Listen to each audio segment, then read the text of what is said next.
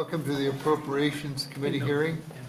My name is Rob Clements. I'm from Elmwood and represent Legislative District 2, which is Cass County and eastern Lancaster County. I serve as chair of this committee. We'll start off by having members do self-introductions, starting with my far right. Christy Armanderos, District 18 Northwest, Omaha and Bennington. Myron Norn, District 30, which is Gage County and part of Lancaster.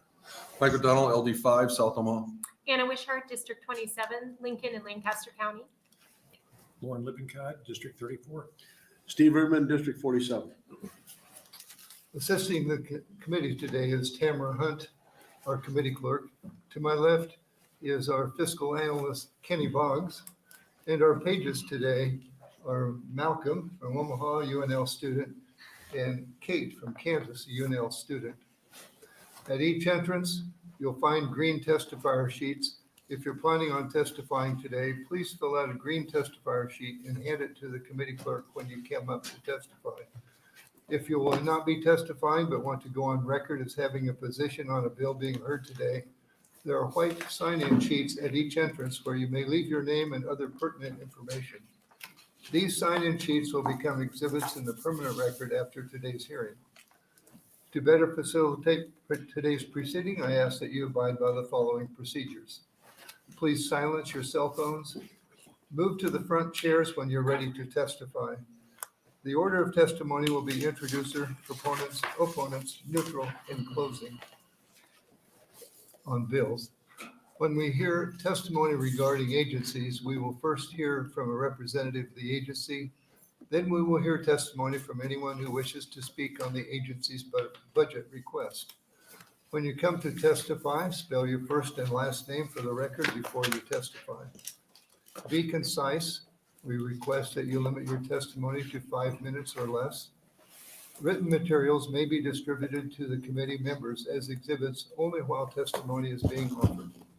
Hand them to the page for distribution when you come up to testify. If you have written testimony but do not have 12 copies, please raise your hand now so the page can make copies for you. And now we'll begin today's hearing with Agency 46, Department of Correctional Services. Welcome.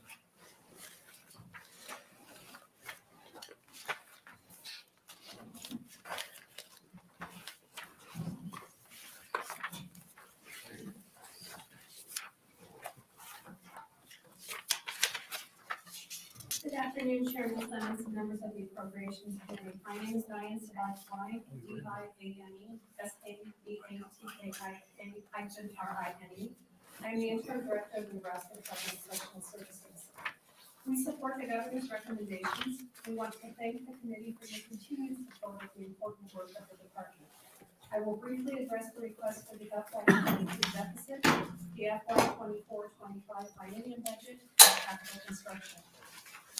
A breakdown of the $24.9 million deficit request for FY23 is identified in Table 1. Salary expenses are estimated to exceed the FY23 budget by $12.1 million. The previous appropriation for the estimated salary increases were calculated using only filled positions. With the help of pay increases, NDCS has experienced remarkable success in filling over 400 vacancies. While this has had a tremendously positive impact on operations, the additional staff brought in at higher wages has contributed to the current budget shortfall. In addition, those vacancy savings noted in Table 2 were previously sufficient to manage other expenses exceeding light account budgets. Inmate per diem costs are comprised of food, medical, clothing, cell dorm supplies, and stipends. Expenses for the inmate per diem are relative to the number of inmates in custody, as highlighted in Table 3. The cost of many of these items, in particular food and medical expenses, as noted in Table 4 and 5, have increased exponentially due to rising inflation. As a result, the total FY23 inmate per diem deficit is $12.8 million. A breakdown of the FY24-25 biennium budget request is identified in Table 6, which includes the deficit request. It appears as if the committee's preliminary recommendations do not include the base appropriation request of $3.3 million for FY24-25. These funds are necessary primarily because the agency will not have any savings related to vacancies in FY23 or FY24-25. Historically, those vacancy savings have allowed the agency to meet its expenses in years past. It includes the request to fund rate increases and salary increases, primarily for security positions. It also appears that the salary request of $6.6 billion is not included in the committee's preliminary recommendations. These funds are necessary for the upcoming biennium for the reasons I described in the deficit information provided earlier. NDCS's capital requests include a $335 million appropriation for the replacement of the Nebraska State Penitentiary. This is in addition to the $4.9 million appropriated by the legislature in LB 383 in 2021 to prepare designs and plans for the replacement facility. The breakdown of this amount is included in Table 7. Previously, the legislature provided $255 million in NCCF funding towards this project. The governor's recommendation includes an additional $95 million of NCCF funding required to complete the NSP replacement project. This project can no longer be delayed. As you may recall, NSP recently lost a housing unit due to a water main break, requiring 140 inmates to be relocated. Those beds will not be usable for the foreseeable future. This is an example of the aging infrastructure at the penitentiary, and such incidents are likely to continue to occur at the facility if a replacement facility is delayed even further. The cost to build the facility will also continue to increase the longer the project is delayed due to rising construction costs. Additional capital requests are outlined in Table 8. I would be happy to have any questions that you have at this time. Thank you. Any other questions from the committee?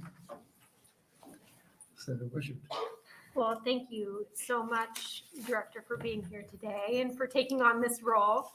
I do have a couple of questions. So the first is, from the budget request in front of us for NSP, for some of the upgrades that need to happen at NSP, when you're looking at the potential of us needing to retire that facility and build a new prison, what is the justification for putting more money into NSP? I appreciate that question. And I think the best way to answer that is, even if we were to receive funding for a replacement facility, that facility will need to continue to house inmates for at least the next 5 years while the replacement facility is being built. So in order to maintain the quality of life for the population that lives there and make sure that the buildings are suitable for habitation, it'll be necessary to continue to maintain the facility grounds. Okay, great. And then following up on that question, what is, can you walk us through, and it's all right if you need to get back on this, can you walk us through what the plan is right now if the legislature appropriates dollars for the new prison? What would be the plan for decommissioning NSP?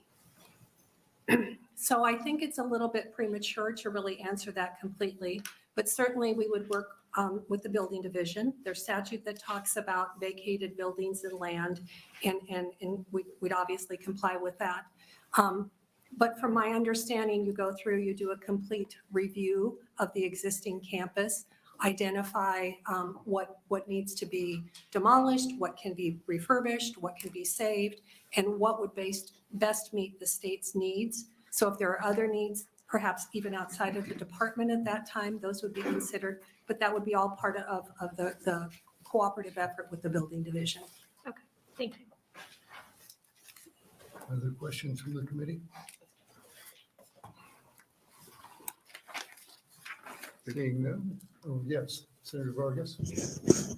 Thank you again for being here. And just had a couple questions about, I noticed in your testimony, you talk about the inflation being one of the reasons behind the rising food costs and medical costs. We had brief conversations about this. Just wondered if you wanted to shed a little bit more color to, like, we're over budget in both of these areas, largely the last 3 years, and just trying to get a better handle on it. Are we under budgeting here in the future? It's just continuing to grow. And we want to make sure that we're not continuing to fulfill these mid-biennium budget adjustments to then address what we should just adequately funding it. So I don't know if you want to speak a little bit to the food costs and medical costs being over budget the last 3 years. So I think one of the things that is hard for all of us to predict, and certainly agency, is the impact of inflation. So what we do know is that medical expenses have increased 38% since FY 2020. And food costs have increased $3.6 million in that same time period. So again, we do everything we can to address both costs, to either have cost avoidance or hopefully a decrease in costs. So for food, we're taking advantage of opportunity buys, bulk buys, anything that we can do to still maintain quality meal service for our population and have less of an impact on spending. Medical expenses, just as we experience in the community, the cost of medical care continues to go up. Our population is aging in many respects, and much of those expenses are outside of our control, but we certainly want to continue to provide that community standard of care to our population. Okay. Well, this is probably good historically for us, as some of us will be on this committee in a few years, and I just want to make sure that we're keeping on it. And the other question I had, the last question I have, is just around the capital construction. I guess it's along the same lines as Senator Wishart's. I know it seems a little bit premature to your comment, but I want to make sure we're not, depending on what the committee does and what the legislature does with creating a new facility, a new prison, that what the plans are for NSP, and if it's not just being kept, and then now we're just have more prison beds. And I wanted to let you react to that. And then the second question is just on any projections that you can provide, not right now, to us in the future here, on the amount of staffing that would be required if we do have this new prison. How much does that look like in terms of general fund costs for operations and for staffing for something that is going to require a whole new set of individuals to be in these prison systems? So again, our plan is that we would decommission the penitentiary. As I indicated to Senator Wishart, I'm not sure exactly how that process would work. I've never experienced that. And quite frankly, I'm not sure that the department has experienced it for many years. But with that in mind, certainly there are life safety things that we will need to maintain at the penitentiary, and we'll consider those. So one of the things specifically is the fire alarm system needs to be replaced at the penitentiary. It will be replaced with the same system that is at the reception and treatment center, so that the parts from that system then could be removed and repurposed for replacement parts or whatever have you at another facility. So we would be very mindful of those to ensure that we limit any wasted spending so that we could repurpose it. And in terms of staffing, when we work through the process for staffing the replacement facility, the staffing component would be in there. I would anticipate it's somewhat similar to the staffing at the penitentiary. There will certainly be some differences, but again, the facilities are similar in size. So we would use the staffing analysis that we've used previously for department facilities to determine the staffing needed for the replacement facility. It'd be great to get follow-up on that, because at least from my understanding, that there are more medium and high security beds in the new facility than there are in the NSP. At least that was what I remember from looking at some of the diagrams. But many more information from here on in on what that staffing could look like. If there is increases in it based on the new facility, would be great. Certainly, we can provide that to you. Thank you. All right. Senator Wishart? Yeah, along those lines, just a follow-up question. How does the decommissioning process timeline work with the building of the new facility? And the reason I ask this is that every year since I've been here as a state senator, we've invested millions, hundreds of millions of dollars in new facilities at NSP. These are brand new facilities. So wanting to know, what does it look like when the department is building new at a new prison, and then also looking at the resources that are still at NSP that were built less than 5 years ago and were a significant amount of of research that we put into NSP. So what is the timing of looking at the decommissioning and the new build? And so there's some synergies with, well, we don't need to spend this X money here because we still have this facility here we could use. So again, it would all have to be coordinated because the plan would be that once the new facility would be ready for occupation, we would move inmates from the penitentiary to that new facility. Our thought process is the majority of the staff would likely move with them. Now, obviously, we can't move 1,200 inmates in one day, so that would be a process. And so it would just be a coordinated effort in many respects. In terms of the very gracious funding we have received for new buildings at the penitentiary, one of those is Housing Unit 9, which is a dormitory housing. That's the only new facility I can think of in terms of actual buildings on the penitentiary grounds. We've certainly had buildings in other locations. But again, as part of that decommissioning process, working with the building division, we would need to identify best use of whatever buildings remain on the campus that are functional. Okay. And then the one other question I have is, I'm glad to see that with pay increases, you're seeing more and more staff being able to fill vacancies. That's really exciting news. It's very different than just 4 years ago. One of the things our committee noticed, though, was that we're not seeing a reduction in overtime expenses. So can you explain why those remain high, even though we're filling these positions? So yes, there's many factors that impact overtime. So 2 of our facilities remain on 12-hour shifts, the Tecumseh State Correctional Institution and the Reception and Treatment Center. So when shift staffing is on a 12-hour shift, there's some built-in overtime on those shifts because they work 4 12-hour days. So basically about 8 hours a week. So that's overtime that until we come off of emergency staffing, we really can't avoid. In addition to that, when we fill a position, once they start training, we start paying them. Their vacancy still exists at the facility until they're through their training, which is about 5 or 6 weeks long, and they're actually on shift. So even though we're paying for the position, we still have the void at the facility. We also, for the Tecumseh State Correctional Institution, we are still using the special detail out of the Omaha area. And so while that's the equivalent of 80 authorized positions, by the time you deduct their travel time, you're really getting 50 FTE hours out of those 80 positions when they're all full. Other things that have impacted that certainly have been the increase in military leave that is now provided to our employees. So we're very fortunate that many of our team members also serve in the military, but that absence has gone from 120 hours up to 440 hours a year. So all of those things impact. We also were at a significant deficit when it came to staffing. So when you think about facility staffing, there's really kind of 2 levels that we maintain. It's critical staffing and minimum staffing. When you're at minimum staffing, that allows you to maintain all of your operations, day-to-day operations in the facility, work programs, education, visiting, all of those things. So there's a number at each facility of what minimum staffing is. And then there's a number at critical staffing, which you absolutely have to have. But the difference between minimum and critical staffing means you start shutting down operations. So when we had the over 400 vacancies, our goal most days was to maintain critical staffing.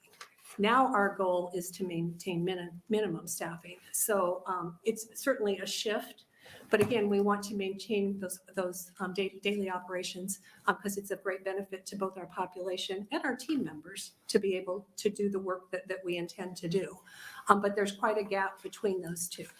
And then other things that are not necessarily accounted for would be travel orders to community providers, medical providers, and those all require additional staff. Now, our relief factor for staffing has that formula factored into it, but it might not be where we need it to be. So when we do a staffing analysis update, we will also look at that relief factor to see if there's a gap there that we need to identify and address. Do you anticipate this? That was very helpful. Do you anticipate that we're going to start seeing the cost of overtime trending down? That is my hope. The other factor, excuse me, that I should mention is currently we're paying 2 times the rate of overtime. Yes. And so that will end at June 30th and it'll go back to the 1.5 times. And so that will also help significantly in terms of hours. Thank you. Any other questions? Senator Armandares. Hi, thanks for being here, and I'm new, so bear with me. I wanted to go to table 7, the NSP replacement again, that we've been focusing on, and you state that that would be 5 years after the construction of a new prison. And then you mentioned the fire alarm in particular. So is that a complete new replacement in this old facility? It is. And have they looked at maybe replacing devices as they fail on an as-needed basis, just to get you through the 5 years, since you're going to decommission the building altogether anyway? I know that a new fire alarm system today is much different price tag than maintaining an older system and replacing as needed the devices that fail. So I appreciate the question. And my understanding is that the fire alarm systems probably have around a 15-year life expectancy. And so the system that's at the penitentiary in particular is at the end of its life. And so what happens, just like with any technology, they stop making replacement parts, right? And so when you get to the place where you cannot no longer order replacement parts, I mean, it's time for us to have to look at our system. And certainly because it is such a significant life safety issue, we have no choice but to replace the system so that we can keep the people that live there safe. But again, we will replace that system with a system that's similar to what we have at the Reception and Treatment Center, so that then the parts from that system will go there. And if possible, the same system would be put into the replacement facility again, so that we can minimize any wasted spending. So the vendors already told you there is no replacement? We know there is no replacement. Oftentimes we have to go to pretty extreme efforts to try to locate replacement parts, because they're just not available anymore. Okay, and if I can switch a little bit to the staffing. So you've increased your staffing. Are you at minimum levels now? Yes. And so how is the delivery of programs? What is the rate of that now compared to what it was before? Because I know that's a really big issue on getting the programming done in a timely manner. Correct. So are you all up to date on that, and it's in a timely manner now? One of the things that we remained very focused on, even during the height of the pandemic, was to provide clinical programs and non-clinical programs to the extent possible. So I can certainly provide you with the actual numbers of where we were previously and where we are today. I don't have those off the top of my head, but it remains a priority for the agency. Okay, certainly. and if it is still lagging in timeliness, I'd like to know where the bottleneck is. Okay, certainly I can provide that to you. Thank you. Other questions? I had one question on the $14.9 million that have been appropriated. Where are you with the design and planning, and have you used that money yet? We have used some of it. I don't know for certain if we have used all of it, but we have done some of the basic design work, the work that could be done without having a site and that kind of thing, but we're kind of on hold right now. And again, if you would like the specific dollars that have been spent from that funding, I can certainly provide that to you. Yes, I'd like to Okay, see that. I'd be happy to do that. Thank you. Any more questions? Senator Sorry, Armendariz? just a little bit of follow-up back on the NSP replacement. So we talked about life and safety issues and the fire alarm. So this is several $100 million going over 5 years. Are there items in there? Is this optimal? Is this what you would optimally like to have to keep the building functioning? Or is this what is absolutely necessary for life and safety and quality of life measures for the population for those 5 years? I'd hate to build a whole new, we're getting close to a whole new facility here, funding. So is this your optimal ask, or is this the bare minimum ask? So I'm not sure which number you were referencing. I'm Senator. looking at the 5 years on table 7 for NSP replacement, and tell me if I'm looking at the wrong thing. This is all going to the existing facility. No, that is going to the replacement facility in that table. Okay, So that would be the NSP replacement. So none of that would be dedicated to the existing NSP facility. okay. And this is already appropriated in a different way. It's No. in the governor's ask. Some of it is in the governor's ask. Some This of it is in in- addition to the governor's ask? So portions of it are. So again, let me go back to my testimony so I don't misstate that. So previously, we're requesting a $335 million appropriation for the replacement. This is in addition to the $14.9 million that was appropriated previously, which I will get to Senator Clements and the committee on what we've spent those dollars for. Then we've got the $255 million that has been earmarked toward this project, but my understanding is not approved yet. And then an additional $95 million of NCCF funding that the governor has in his recommendation. Okay, thanks for clarifying. Sure.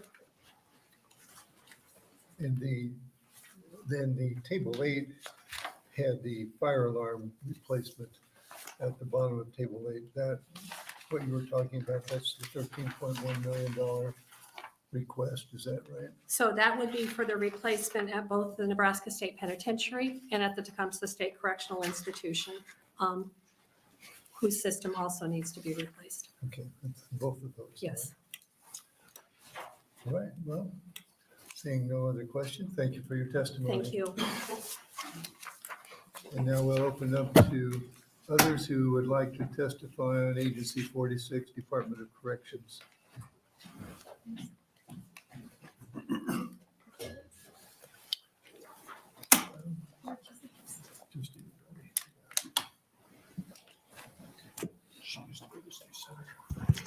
Good afternoon, Chairman Clements and members of the Appropriations Committee. My name is Annette Dubas, ANNETTE-DUBAS, and I'm the Executive Director for the Nebraska Association of Behavioral Health Organizations, otherwise known as NABHO. NABHO represents 53 organizations statewide that include community behavioral health providers, hospitals, regional behavioral health authorities, and consumers. And we work to raise awareness, to build alliances that support access to behavioral health care for everyone across our state. So this is not an agency that we typically testify before or about, but we want to get into the record our understanding of the need to address new facilities and want to make sure that these decisions will take into consideration the importance of meeting the mental health and substance use disorder needs of those who are incarcerated and upon their release. I'm not sure that I have a good handle anyway on how many incarcerated individuals have a mental health or substance use disorder diagnoses, but I think it's pretty safe to say that it is a high percentage. A 2014 Special Investigative Committee report to the Legislature heard that without significant community resources, many of the mentally ill will wind up in corrections. The largest mentally ill population can be found in Douglas County Corrections, with 21% of its population identified as mentally ill. And the report went on to describe that 40% of the population at Tecumseh suffer from a mental illness.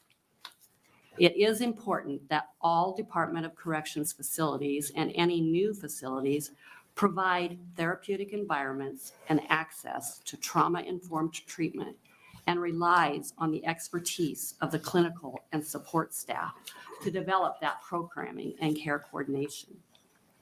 This can be a new opportunity to move away from warehousing individuals with mental illness and addictions, and with new facilities, a renewed focus on trauma-informed care, that upon release, these men and women will be able to take care of themselves, their families, and be healthy, contributing members of their community.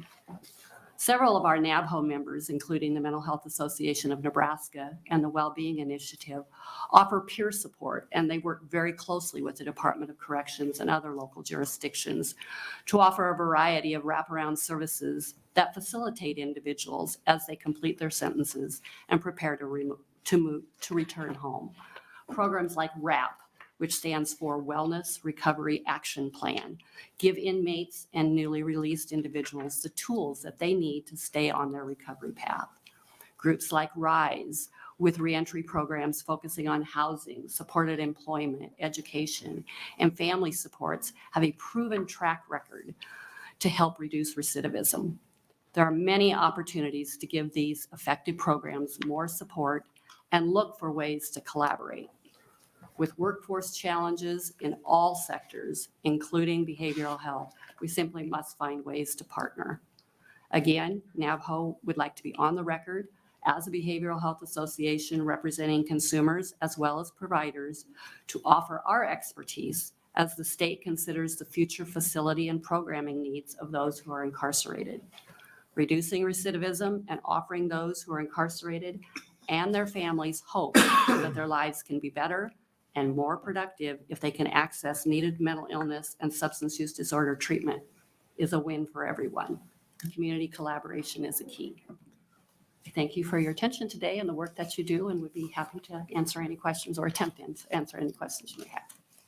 Any questions from the committee? Senator Busher? Thank you for being here, Annette. One of the questions that's going to come up later in a Department of Health and Human Services hearing is that consistently over the past several years, we've found that as a state, we are not spending what we anticipate our behavioral health aid need to be. Can you speak at all to what might be causing us at a time when we're hearing for more and more needs for behavioral health services, why those aid requests aren't being taken in by the state? Sure, I will attempt to. And are you referring to overall Yes. spending or in the Division of Behavioral Health? Division of or medical? Behavioral Health. Okay. One of the things that I understand, and in fact, the regions had a bill last year, or last week or the week before. The regions were originally created to be very flexible and to meet the needs of their local communities. They work with their county supervisors and commissioners and try to determine what are those service needs. They're a recovery-focused program versus Medicaid being a medical model. Over the years, for whatever reason, and especially in the most recent past, that flexibility has not been so flexible. There's been less willingness to approve some of the programming and spends that the regions have wanted to do. And so I think that has kind of slowed that flow of resources out into the community. So, I mean, as an association and regions are our members, we very much support the return to that more flexible usage of those funds. And again, recognizing that the regions know what those needs in the communities are, and they're very innovative in being able to meet those needs, and the regions were created for that. And so I think maybe there's some disconnect or miscommunication as far as giving the regions that flexibility and that ability to spend those dollars. There's no reason why dollars shouldn't be getting out into the communities. The need is definitely there. Other questions? Senator Armendariz. Yeah, thanks. I have that same question. Why do you think that, say, the strings were tightened on that flexibility initially in the first place? And you may not know the answer. Yeah, to I mean, that. I can't speak specifically. Again, we work really closely with the regions, and I know over the last several years when we've come in and testified in support of rate increases, and we've always asked this committee to at least put intent language into the budget, encouraging the Division of Behavioral Health to make sure that the dollars that are in that particular agency of 38 have the flexibility to be used as the regions see fit. So, whether it's just, I guess I don't want to say anything for sure because we don't know why, but it just has seemed like over the last few years, that flexibility has just gotten a little tighter and a little tighter every year.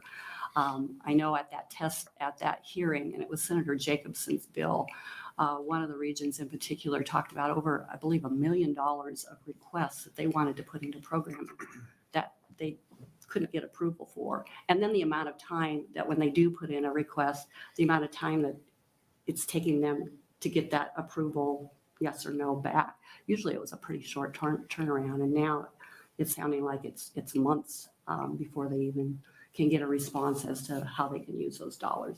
So why or how that has happened, I'm not sure, but we just know that it has happened.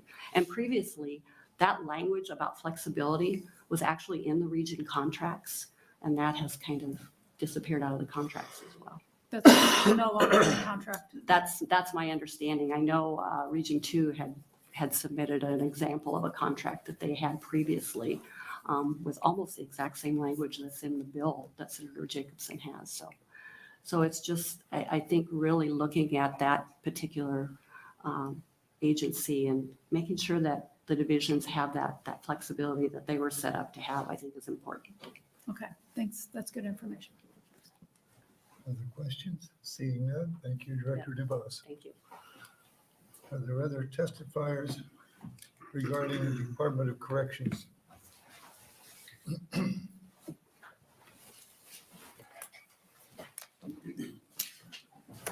Welcome. Thank you. Good afternoon, Senator Clements and members of the Appropriations Committee. My name is Doug Kobernick, spelled Koebernick. I work for the Legislature as the Inspector General of Corrections. In our annual report last fall, we touched on a variety of issues regarding the functioning of the state's correctional system. I'd like to take this opportunity to briefly touch on a few of those today as it relates to the budget request, and then mention some items in the recently completed master plan that I believe merit some discussion in the legislature. Staffing, while better, as Director Spock-Ryan said, is still a concern for the department. The first handout I provided lists all of the 362 staff vacancies that existed on December 31st, 2022.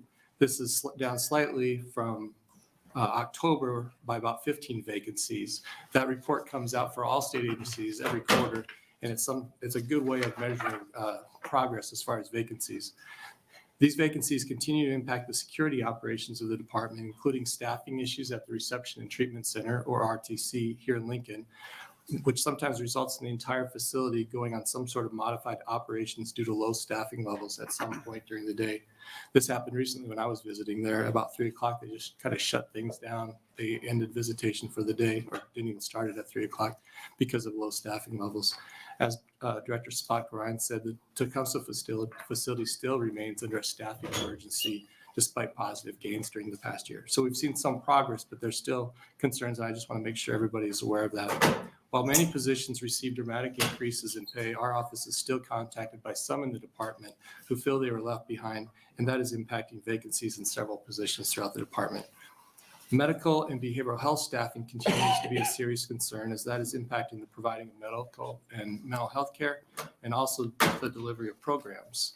The RTC is currently not offering the violence reduction program due to low staffing, which impacts people about to be eligible for parole. Also, the brand new mental health unit at that facility is essentially staffed by one mental health therapist, which is not appropriate or adequate either.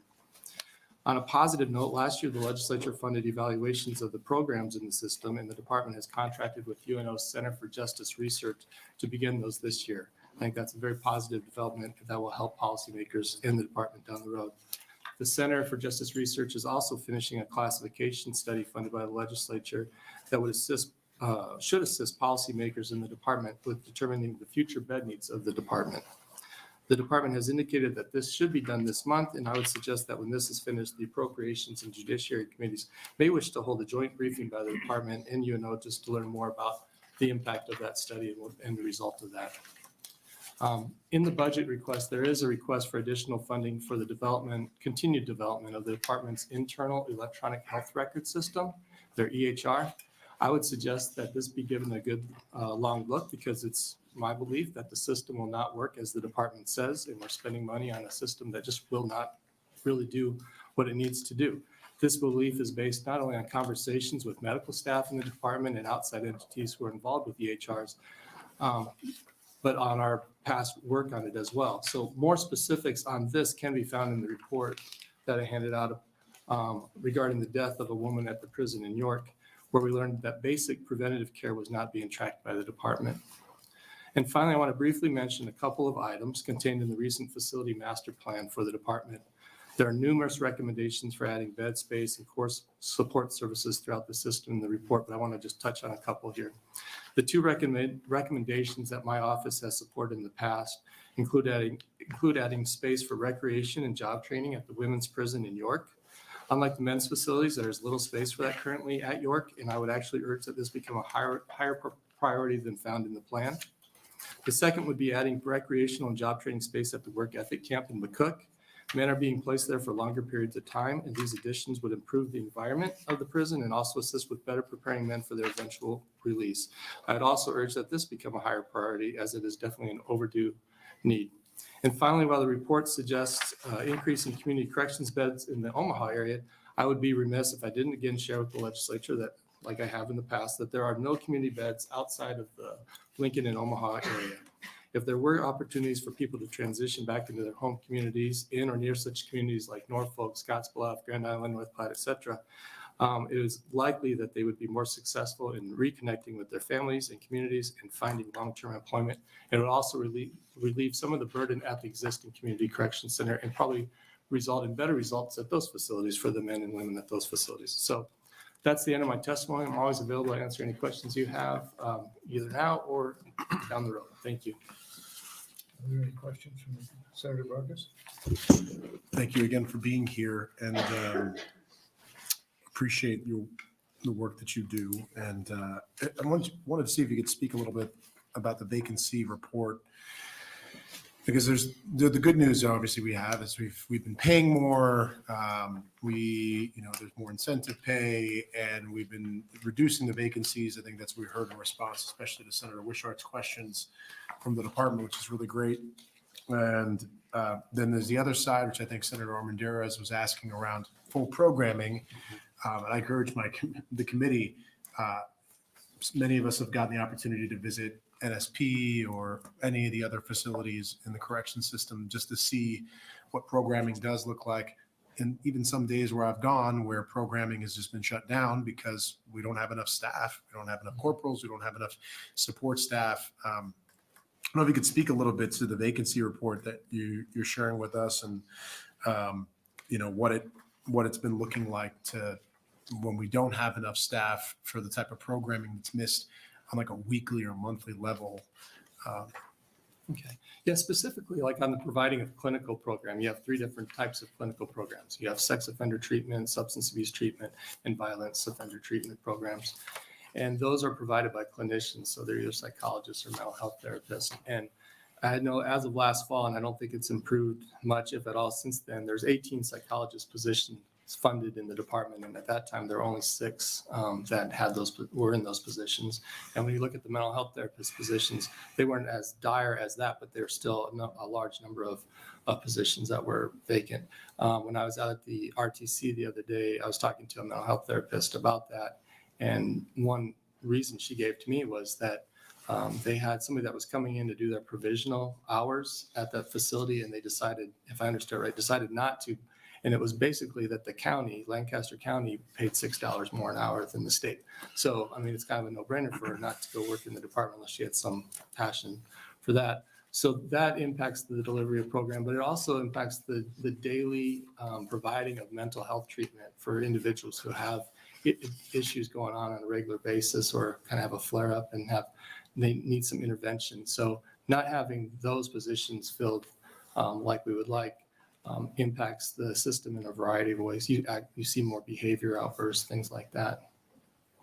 And people are not then getting ready for parole either if they're not getting through the programming in time as well. That's really helpful. I hope, this is all for the public discourse too, that we realize we need to better fund. Hopefully it's the administration's also working on better funding for the pay increases for these staff as well, because I feel like this is what we heard from some of our corrections staff 3-4 years ago was you can get paid better from the county, and that was the reason why. We're more competitive now, but if we're not for all the different positions that we're not going to have the mental health supports we need for inmates. Thank you. Senator Alvarez. Hi, thanks for being here and thanks for talking about that programming just a little bit. Is any of that programming being delivered via telemedicine or is it all in person, or are there any holdbacks from making that like broadly telehealth services and maybe tapping into psychologists all across the state to pick up programming as needed? The clinical programming is all provided in person. The part that is provided via telehealth would be like visits with a psychiatrist. There's no psychiatrist on the staff of the Department of Corrections, despite I think having 4 positions funded for that. But I mean, it's very hard to find psychiatrists, so they use telepsych to do that, telehealth. Would that be an opportunity to maybe expand that much broader to be able to get this programming done in a timely manner and being able to tap that psychologist market all across the state? And I could envision that they could just sign up for programming hours at their leisure and possibly getting those programs done in a more timely manner and cost effectively, right? You don't pay them to come in person enough, but if they're sitting at their home and could do it, it might be a little more cost effective for both the state and for that psychologist then as well. That's something I've never looked at or talked about with the clinicians at the department, but I mean, I think it's worth exploring. We've got Annette Dubas from NAPO talked about how they want to participate and be involved in the solutions and everything. That definitely could be one solution or one step toward addressing clinical programming and treatment, doing more of that. But hadn't thought about that or had it raised with me before, but I think it's definitely worth exploring. Yeah, I think that could be a good opportunity to not have to increase what we spend in that programming and also getting it done in a more timely manner by being able to, I mean, some psychologists don't want to go in person to a prison, but they certainly do it over a video. So it might tackle that problem for us. Thank you. And I don't want to say that the department's not wanting to do clinical programming either. They've taken steps to try to improve that and everything, but they are hamstrung by the staffing issues. So. All right. Other questions? Seeing none. Thank you, Mr. Kubalik. Thank you. Are there additional testifiers for Department of Corrections? Please come forward. Welcome.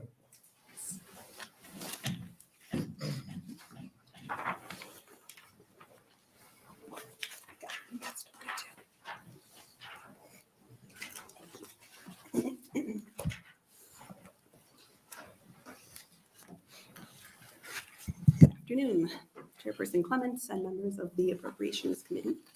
My name is Diane Amdor, Diane Amdor, and I'm a staff attorney for the Economic Justice Program at Nebraska Appleseed. Nebraska Appleseed is a nonprofit law and policy organization that fights for justice and opportunity for all Nebraskans. Nebraska Appleseed opposes the proposal to appropriate funds for new prison construction. One argument that we hear from supporters of the new prison is that Nebraska's prison system is underbuilt. This is inaccurate. We do have one of the lowest rates of incarceration in the country, but we still have a higher incarceration rate than any other country in the world, as demonstrated by the charts that I've distributed. The Nebraska State Penitentiary should be closed down, not replaced, and the state should stop investing in expansions of the excessive physical infrastructure of our criminal legal system. The other main argument for building a new prison is that it's necessary for public safety, so we just have to do it, even though it's expensive. Public safety is of vital importance to all of our communities, but building a new prison facility is not an effective or a humane way to ensure public safety. That notion rests on too narrow a view of what public safety is and how it is achieved. We need to shift the way that we think about public safety funding. Instead of limiting the realm of public safety to things like police and to prisons, it is essential and more cost-effective to fund the programs that make sure that all Nebraskans have access to housing, food, healthcare, including mental health care, meaningful work opportunities, education, and support for our children. Research has shown that supports in these areas prevent people from ending up in prison in the first place and help people stay out of prison once they return home. We urge this committee and the full legislature to fund public safety by investing in Nebraska's social infrastructure, not by expanding the physical infrastructure of our state's outdated and ineffective criminal legal system. There are policy solutions that can achieve public safety and break the cycle of incarceration by addressing people's needs in their communities rather than through the criminal legal system. Just one example is LB 294, which would create a state-level child tax credit modeled on federal child tax credit expansion that reduced childhood poverty 50%. Research has shown that there is a strong connection between adverse childhood conditions and experiences like poverty and eventual incarceration. What will it say about our state if the legislature decides that we can afford to spend $335 million on prisons, but we can't afford to do things like reduce childhood poverty and help parents make ends meet? We need to send fewer people to prison. We need to bring more people home, and we need to bring people home to safe, supportive communities to increase their chances of success. That requires significant investments in a broad range of public safety issues, like the economic justice, healthcare access, immigrants and communities, and child welfare issues that Nebraska Appleseed has been advocating for over 20 years, and we will continue to fight for every chance that we get. Thank you for your time, and I sincerely mean that. I know how much work goes into serving on this community as members of the legislature.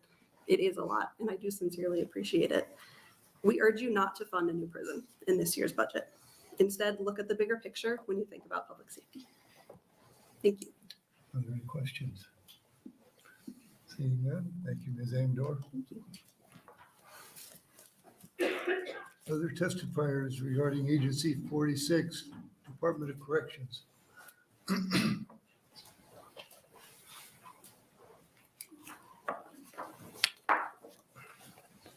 Thank you, members of the Appropriations Committee, Senator Clements. Welcome. My name is Fran Kay, Frankaye,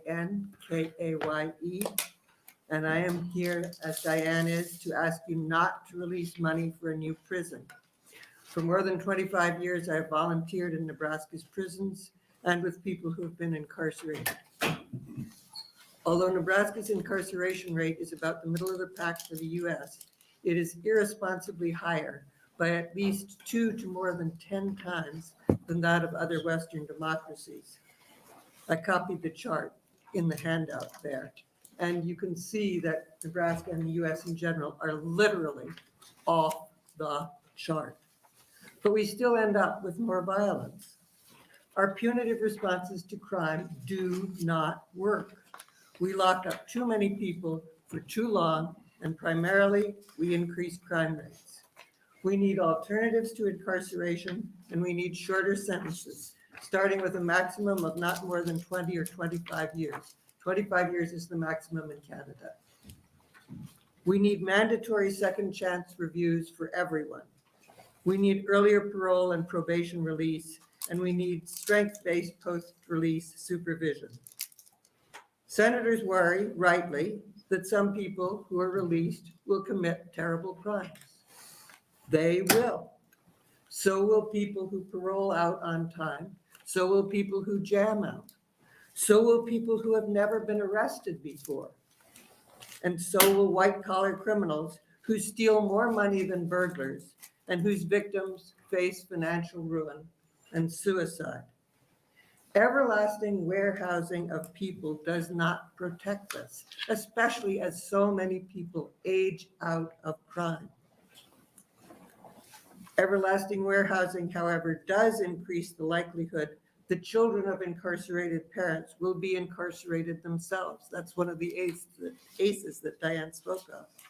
A crime averted tomorrow is good, unless timidity in paroling people leads to more crimes a generation later.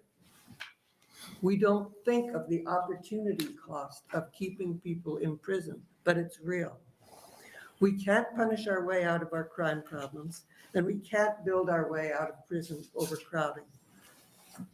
But we can spend the money currently set aside for concrete cell blocks on healing our communities, stopping crime before it starts, and incarcerating far fewer Nebraskans. Thank you. Thank you. Are there any questions? Senator Erdman? Thank you, Senator Clements. Thank you for coming, Ms. Kate. I think I recognize your name. Weren't you an English professor at the university? Yes, I was. Okay, that rings a bell, because I've gotten several emails from you when the Caitlin Mullen issue happened at the University of Nebraska. Yes, I remember getting emails from you. yes. That's me, still me. Other questions? Seeing none, oh, Senator Armendariz. I'll ask one. It's kind of for the previous testifier as well. But if we don't build a new prison, would you recommend that they just stay in the conditions they're No, currently in? I would say that if we do not build a new prison, and even if we do build a new prison, we should be looking very hard at who we can let out. If you notice, you have, well, probably not this body, but in reference to LB 352 and LB 163, which both talk about prison reform, you have gotten a lot of material from people who are incarcerated, particularly from the Lifers group at NSP, explaining exactly how people can be safely let out. There's a lot of material that was presented on those two bills. And what we should do in any case is to begin to do that, to succeed in letting people out who are ready to be out, who are not a harm to society, who can do more for society if they are outside. We also can immediately stop stacking sentences. We can stop requiring mandatory minimums. We can let fewer people in. When LB 605 was passed several years ago, it had several suggestions for that, which we have never actually really followed. In fact, when sentences were cut in that bill, they have been added to again by the process of stacking sentences. That's something that we can definitely change. And that would be far more efficient, far cheaper, and far safer for our community than building a new prison and stuffing people into it. Another thing that just came out recently, the jail in Tompkins, the Lancaster County Jail is overflowing, partly because people who are on post-release supervision are being sent to spend 4 days here, 15 days there, for really minor technical violations.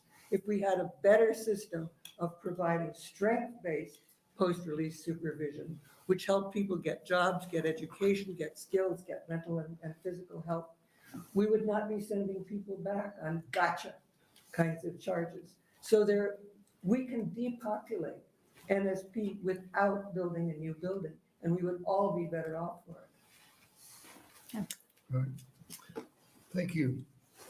Thank you, Ms. Kay. And are there other testifiers regarding Department of Correctional Services?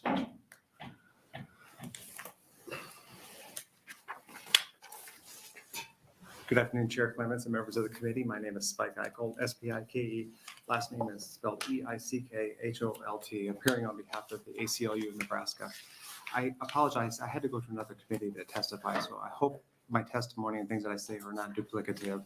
I try to be responsive when I sit in the hearing room and hear other people testify ahead of me.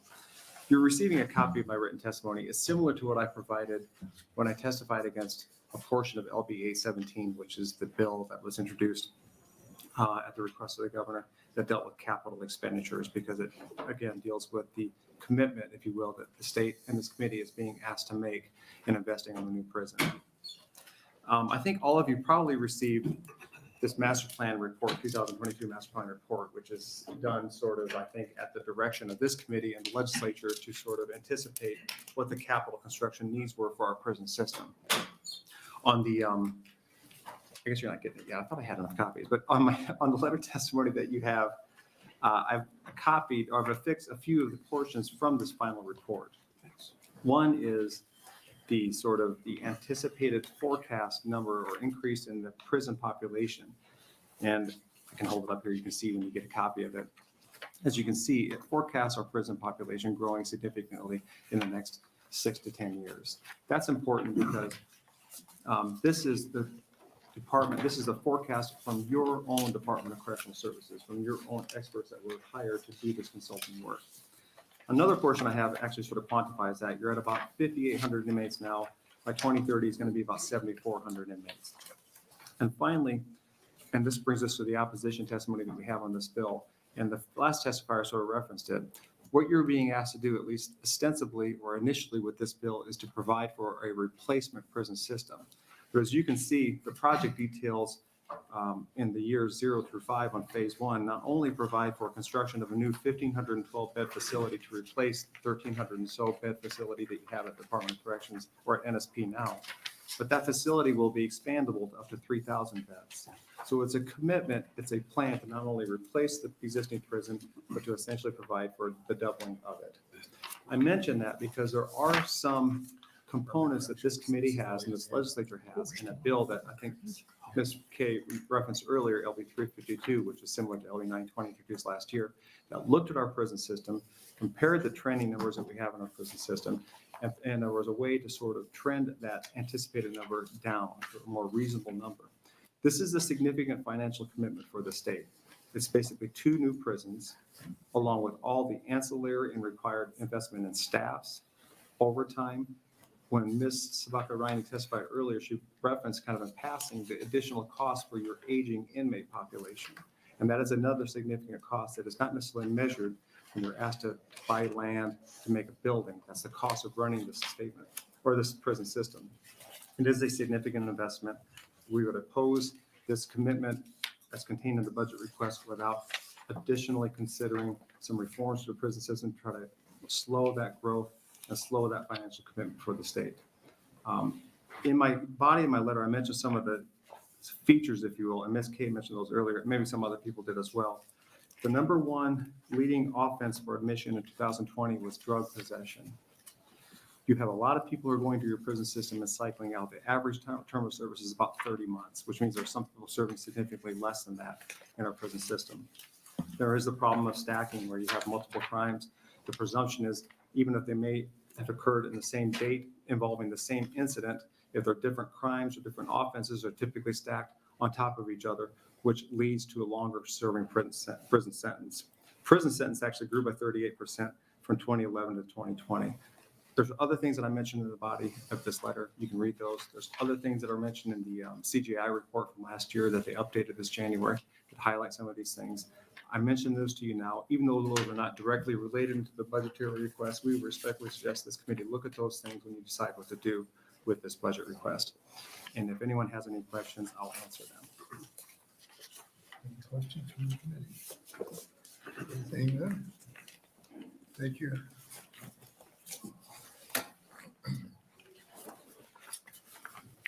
Are there other testifiers for Department of Corrections?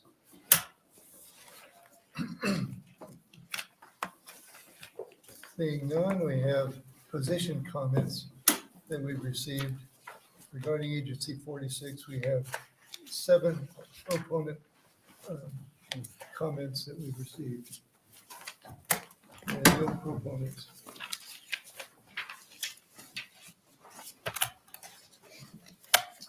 That concludes Agency 46.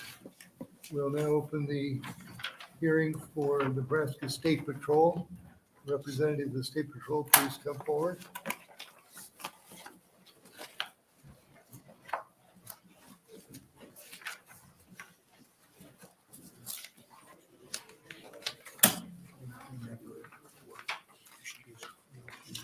Good afternoon, Chairman Clements, members of the committee.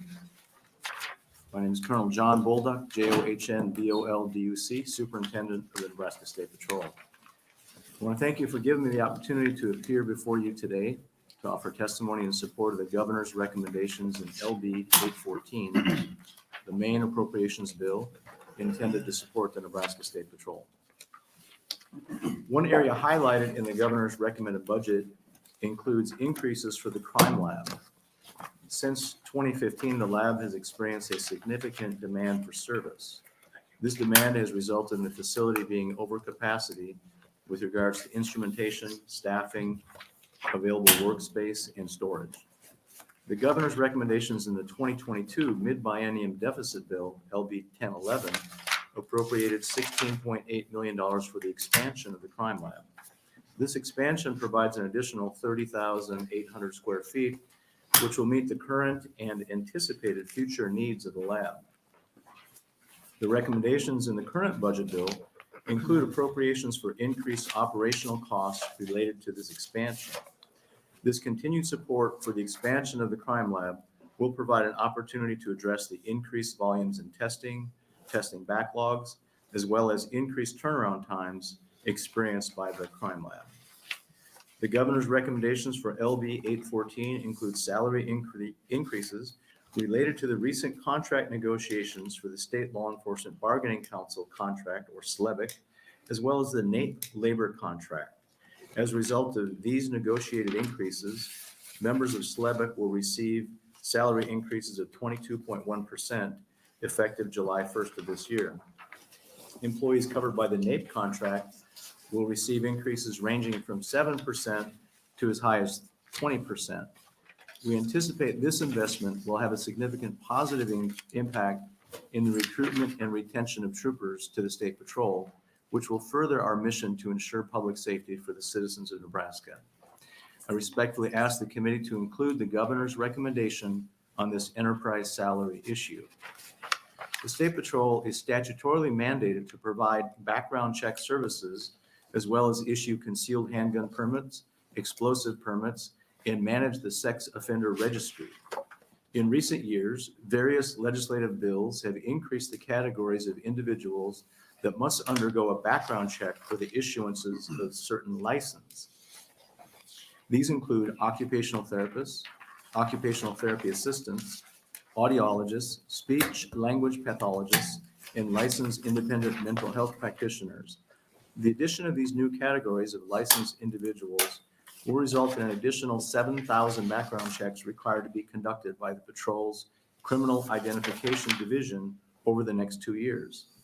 The governor's recommendations for LB 814 include funding in the amount of $166,000 per year in general funds for 2 additional employees to address this increase in workload. I respectfully request the committee to again consider the governor's recommendation related to this issue to ensure background checks for essential licensed professionals are conducted in a timely manner. I want to express our appreciation for your ongoing support of public safety.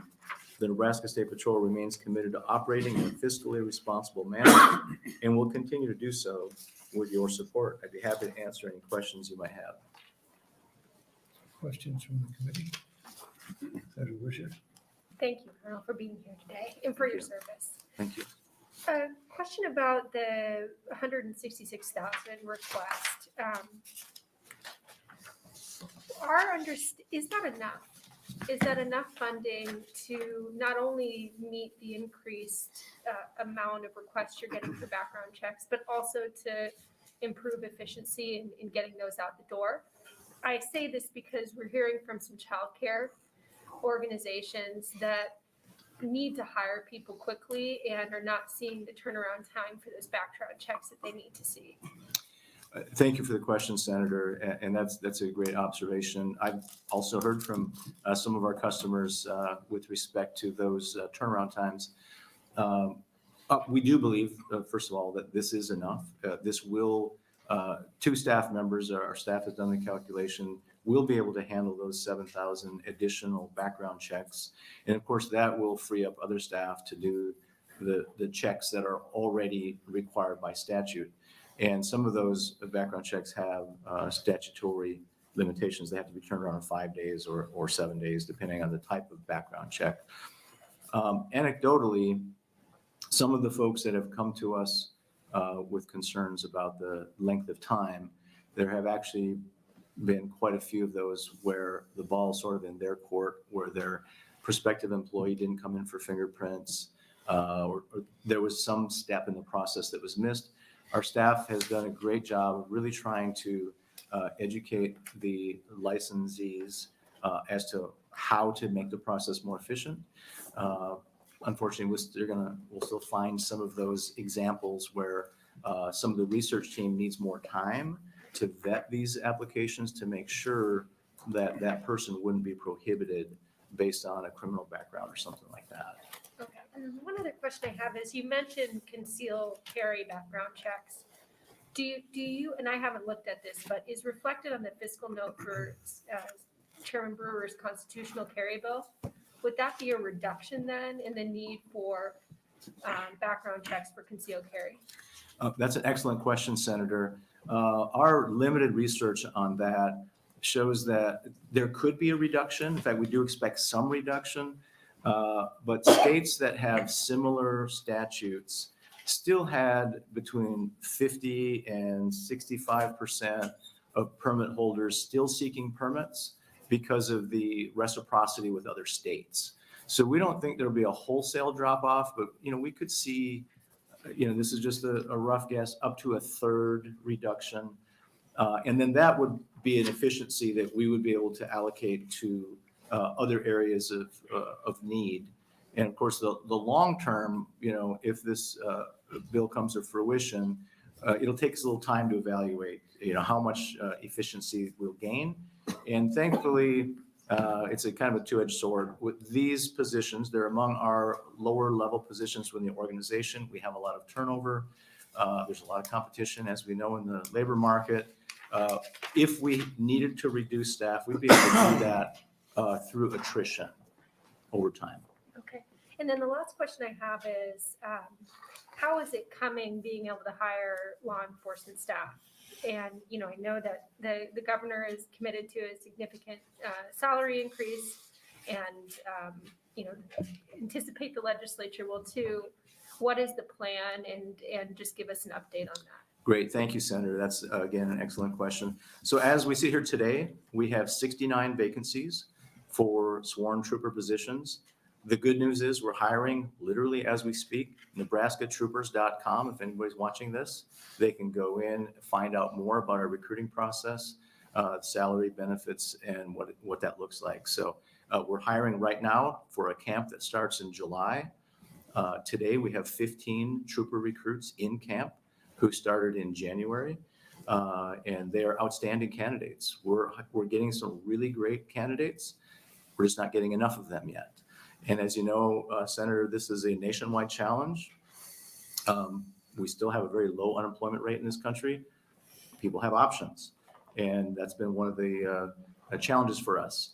The good news is the salary increases help us be competitive within our state and within neighboring states. So we opened our hiring process on February 6th. And in the first 8 days, we had the most number of applications that we'd had in the first week of a hiring process in recent memory. And again, there's a lot of work to do to translate those into trooper candidates and eventually troopers on the road. So I will reserve the right to underpromise and overdeliver, but I think we're off on a good start.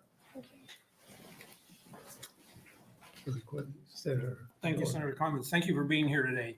When you said, I believe you're 69 openings yet, what is your number where you would be at full? Yeah, thank you, Senator. Our authorized sworn staff is 482, and so we're 69 short. And we do anticipate 7 or 8 more retirements in this calendar year. So we need to make up for those folks and then try to eat into that backlog. So is this a fair amount better than what you've been the last 3-4 years, or where does that fall in place? Well, to be blunt, Senator, it's the worst we've ever been. The what? The worst we have ever been in the With history. 69 openings? Yes, sir. So that's built up over a period of time probably then to get where you're at. So if we look back historically over the last 10 years, we average about 40 vacancies, and then we'll have a camp and that'll go down. But that number has increased every year. So our camps used to be 25, 30. We've lately had camps of 15 is a good number. We've had as low as 8. Talking to my colleagues in other state police agencies very near to us, our neighbors to the south had a camp of 5. Missouri, which is a very large state, several million people, they had a camp of 22. It's a big challenge. And again, it speaks to the competitiveness of the market right now. And we have some headwinds. We've had some pretty spectacularly bad headlines in the last dozen years. And, we could debate the merits of those things, but look, it's been bad news. And so folks have options. And unfortunately, a large number of people have explored options other than law enforcement. So that's a nationwide trend. And so we're bucking that. But what I can tell you, and to speak further to this, our team has really done an outstanding job of trying new things and reaching out to people that we haven't necessarily connected with in the past. Our workforce is becoming more diverse. We've done a much better job of attracting female troopers. Hasn't necessarily been a focus in the history of our organization. Right now, we have 1/3 of our trooper candidates in camp are women, and 3 of those 5 are minorities. So we're doing things differently than we've done in the past, but it's going to take time. Thank you.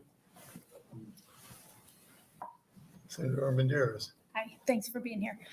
Back to the background checks, because we did have an organization come in and talk about childcare in particular. So is there something that the State Patrol can do to minimize that time it takes to get that background check, especially, well, I suppose all of them are important, but we have such a shortage in childcare, and that's the one they talked to us about. What kind of processes do you have in place? So you say maybe they didn't come into fingerprint. What is the process then if they don't come in on the date that they're scheduled? What do you all do then with that request? Yes, thank you for the question, Senator. The first thing we try to do is educate the applicants as to what is needed on their part in terms of the actual physical application, how to do it, what's the information that's required, and then to actually make an appointment to either state headquarters or one of the troop areas. We try to provide that fingerprint service in all 6 of our troop areas across the state. Now, of course, the most volume is in Omaha and Lincoln, but by having staff there, it makes it easier, more accommodating for folks to come in and get the fingerprint. Now, again, if we're in Scotts Bluff and your child care center is in Shadron, it might not be convenient for a person to drive down there and in a timely manner. It might take a few days. So that automatically puts that behind by a few days. So once the fingerprints are submitted, it goes through, and I could bore you with all kinds of details, but it goes through a thorough background process where the fingerprints get submitted to the FBI. There's a national database to scan, make sure those folks aren't in the system as having been convicted of a crime, things like that. Then that's turned around and sent back to the applicant. And then the process of getting that certification letter, is a certificate or a letter, I'm not exactly sure what it is, but, and that takes several days. And a large part of that is timing. In the beginning, we were flooded with applications, of course, because it was a new statute. Now that we've had some time under our belt and it's more of a routine, we're seeing those wait times kind of level out. The ones that we hear about are the ones that are disappointed. When the majority of them go very smoothly and they get them back on time, we don't hear about those. And I'm not trying to minimize the fact that this is a pain point for the providers. We fully recognize that. But there really are no shortcuts in the system because we have to do the required background check according to law to make sure that these folks are indeed eligible to work in those facilities. And unfortunately, that's a several-day process. And if there's any breakdown in that or delay, that stretches that out. And then that's the same length of time for anybody getting a background check. Some background checks are actually take longer because there's other requirements. But this on the daycare one, that is among the shorter turnaround times typically. Okay. Any other questions? I had one question. You mentioned retirements. Do you have a mandatory retirement age for troopers? We do, sir. The mandatory retirement age is 60. Okay, that's what I was thinking. So that's also. You just missed it, right, Senator? Last week. Yeah, just recently. Well, thank you, Colonel Bolduc, for your testimony. Thank you. And is there anyone else wanting to testify regarding the State Patrol?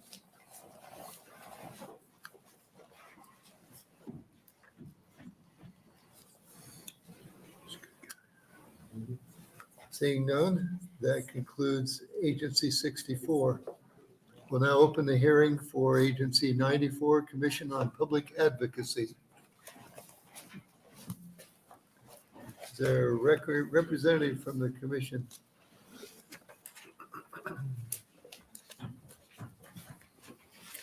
Welcome. Thank you. Good afternoon. My name is Jeff Pickens, Jeffpickens. I'm Chief Counsel with Nebraska Commission on Public Advocacy. I've been with the commission since 1996. I guess I should tell you what we do. Some of you might not know. In 1995, the legislature created our office to handle capital murder cases and other serious violent felonies throughout the state. We do that at no cost to the counties, thereby providing property tax relief.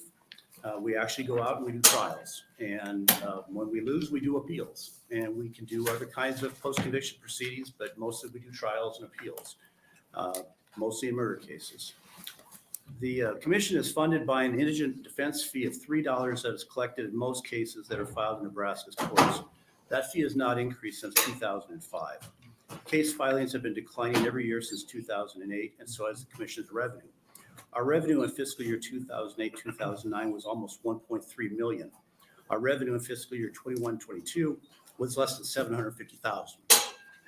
Our present annual revenue is down $550,000 compared to fiscal year 2008-2009.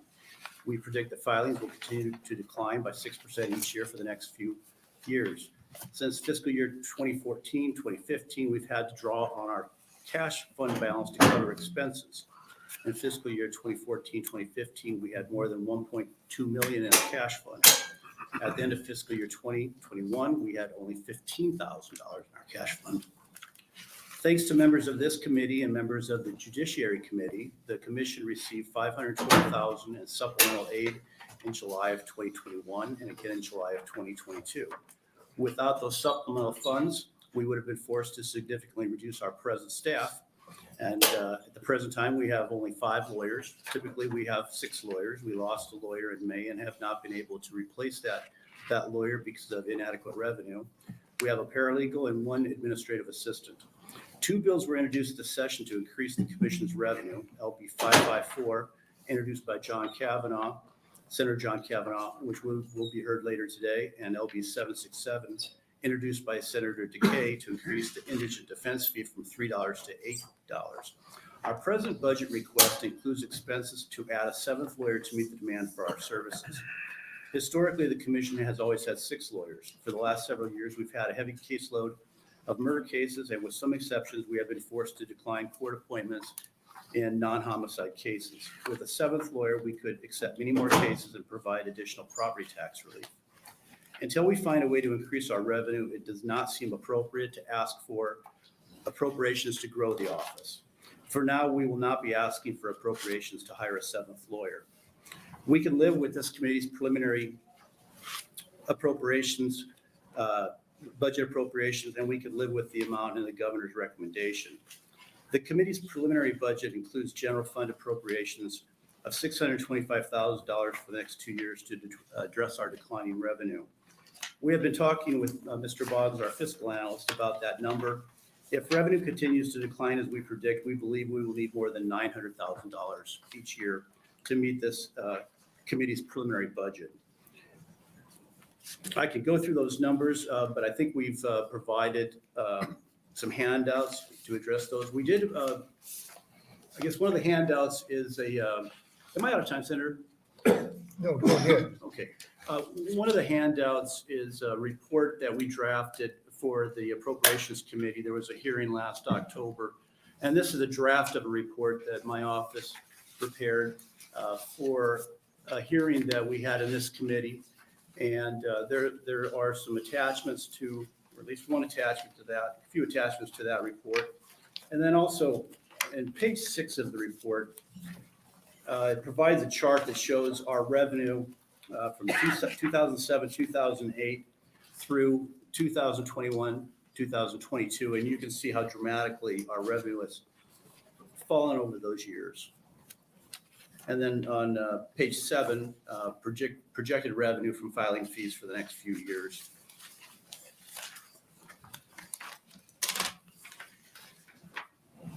One of the other handouts shows transfers out of our agency at least 5 times. At least $200,000 has been transferred from our agency to go to other worthy purposes. And of course, then there's the transfers in 21, 22, and 22, 23, without which we would be barely surviving.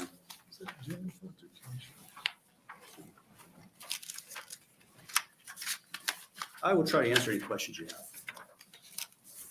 Other questions? I'm consulting with our fiscal analyst, whether the funds that you received were general funds? They were general funds. They were general funds? Yes. All right. We'll look into that.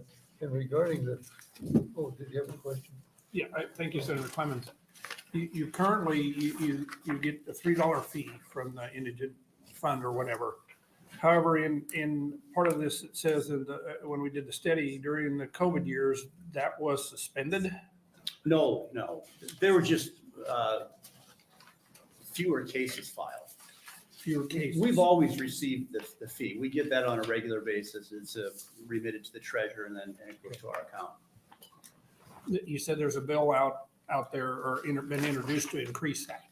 There is a bill, Senator DeKay introduced to increase the indigent defense fee from $3 to $8. And then Senator John Cavanaugh's bill to appropriate general funds for the commission.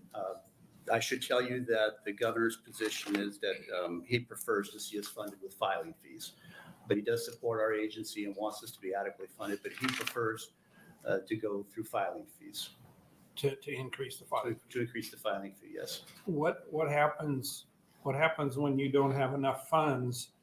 Then you make the determination on which cases you handle, or how does that? Yes.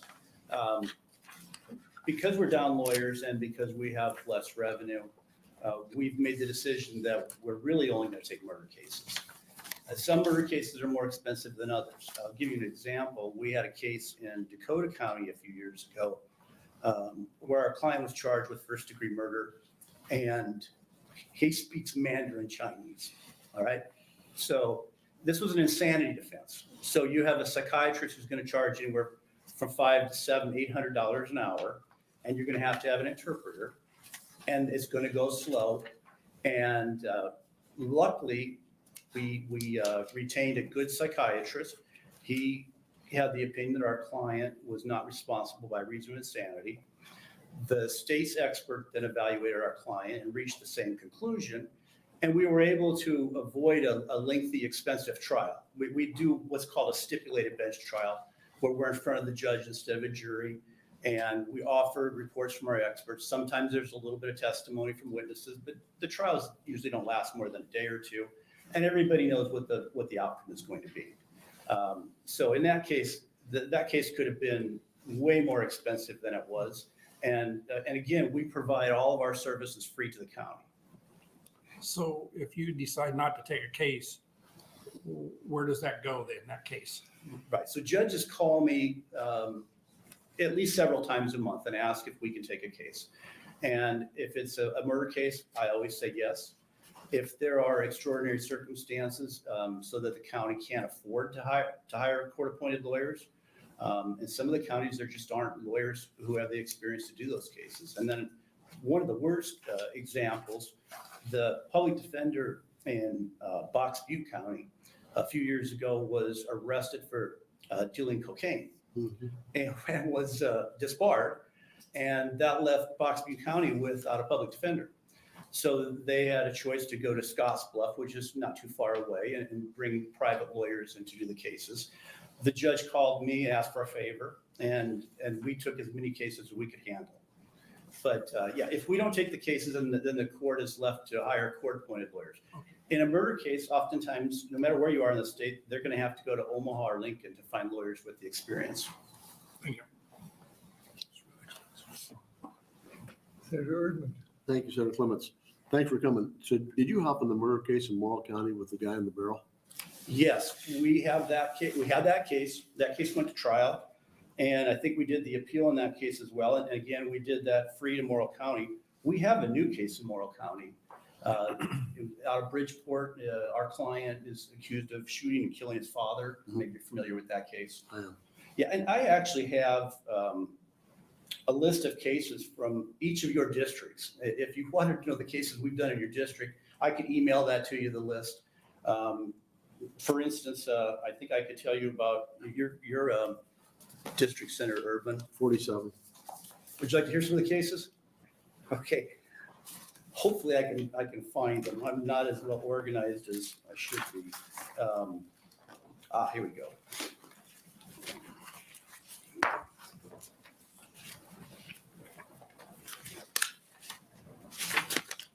Senator Clements, we have a new case in your county. Our client's charged with murdering a woman in Beaver Lake. God told him to do it. Oh dear. Well, I don't think that's the same God I know. Well, yeah, I'm not certain who was talking to him. Senator Urban, in your district, since 1996, we've done 151 cases. We've done, we had a murder case out of Cheyenne County. Actually, we've done several murder cases out of Cheyenne County. I've done at least one murder trial in Cheyenne County. Do you still have Sioux County? You don't have Sioux County Yes, anymore. I do. You do have Sioux County? Okay. We've had one murder case out of Sioux County, actually. Another murder case out of Cheyenne County. Another one out of Cheyenne County. Joseph Bennett, I think that might have been the barrel case that you referred to. And I don't know the name of our new client out of Bridgeport. I'm not personally working on that case. But yeah, we've done a lot of cases, and 151 cases in your district. Well, I appreciate it. That's property tax savings to us. Thank you. Thank you for what you do. Senator Dorn? Sorry, Senator Clements, thank you, but one more follow-up question. So you are paid out of this here fund, so you're paid by the state. When you take a case on, you are paid out of I call it with the state funding from this. It's state funding, yes. It's state funding. What the expenses, then you talked a little bit earlier about hiring psychiatrists and stuff. Is that also paid from state funding? Yes, from that same indigent defense fee. From the same indigent defense fee through your budget? Whether it's expert witnesses like psychiatrists, psychologists, pathologists. We have to hire investigators sometimes. We used to have a full-time investigator. We take depositions. We pay for those expenses through that same fee. All of those are fees that are associated with the defense. We cover all of those, and none of those counties, pay for anything. Okay, thank you. All right. Well, thank you for your testimony, Thank you. Mr. Pickens. Are there other testifiers regarding Commission on Public Advocacy?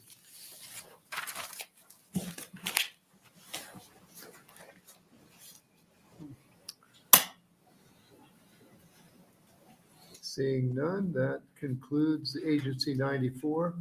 We'll open a hearing for LB 439. Senator Raybould, welcome.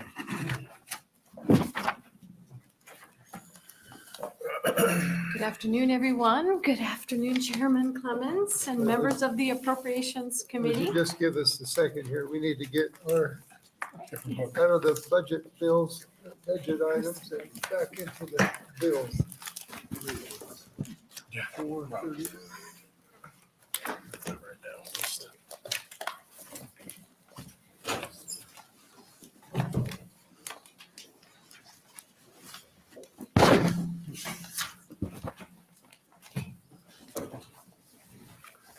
All right, thank you, Senator.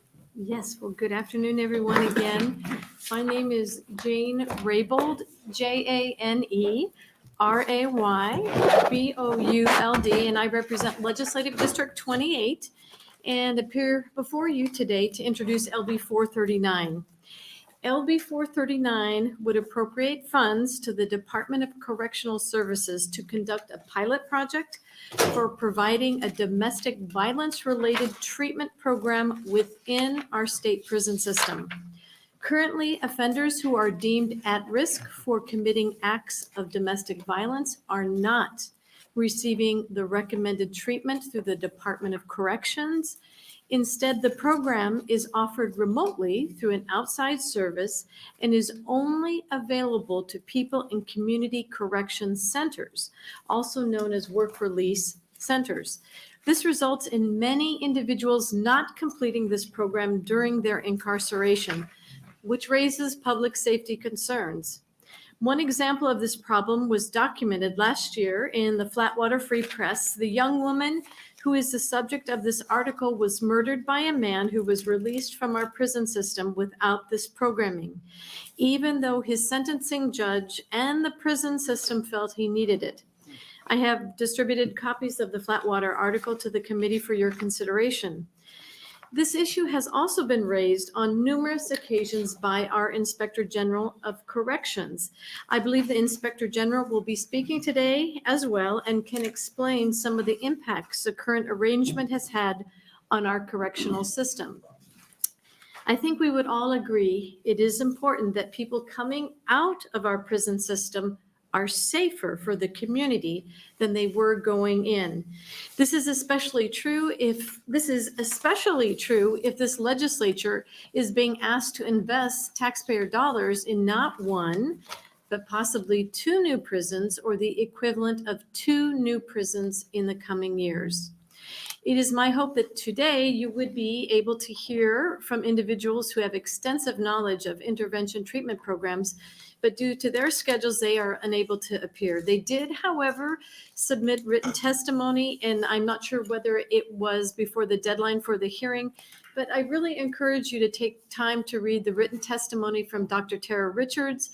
She's a distinguished associate professor in the School of Criminology and Criminal Justice at the University of Nebraska at Omaha.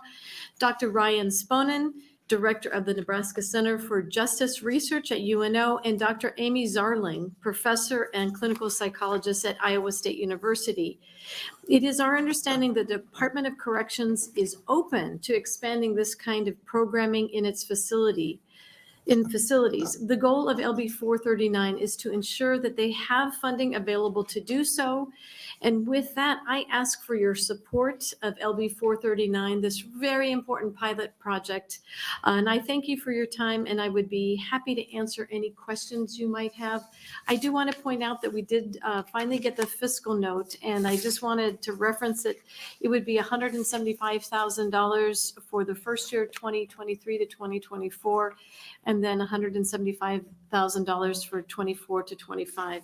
I can tell you, having been a Lancaster County Commissioner, how important it is to start this type of domestic violence treatment programs while they're in corrections, while you have a captivated audience, so that they are learning right from the time that they get sentenced or awaiting sentencing to help them.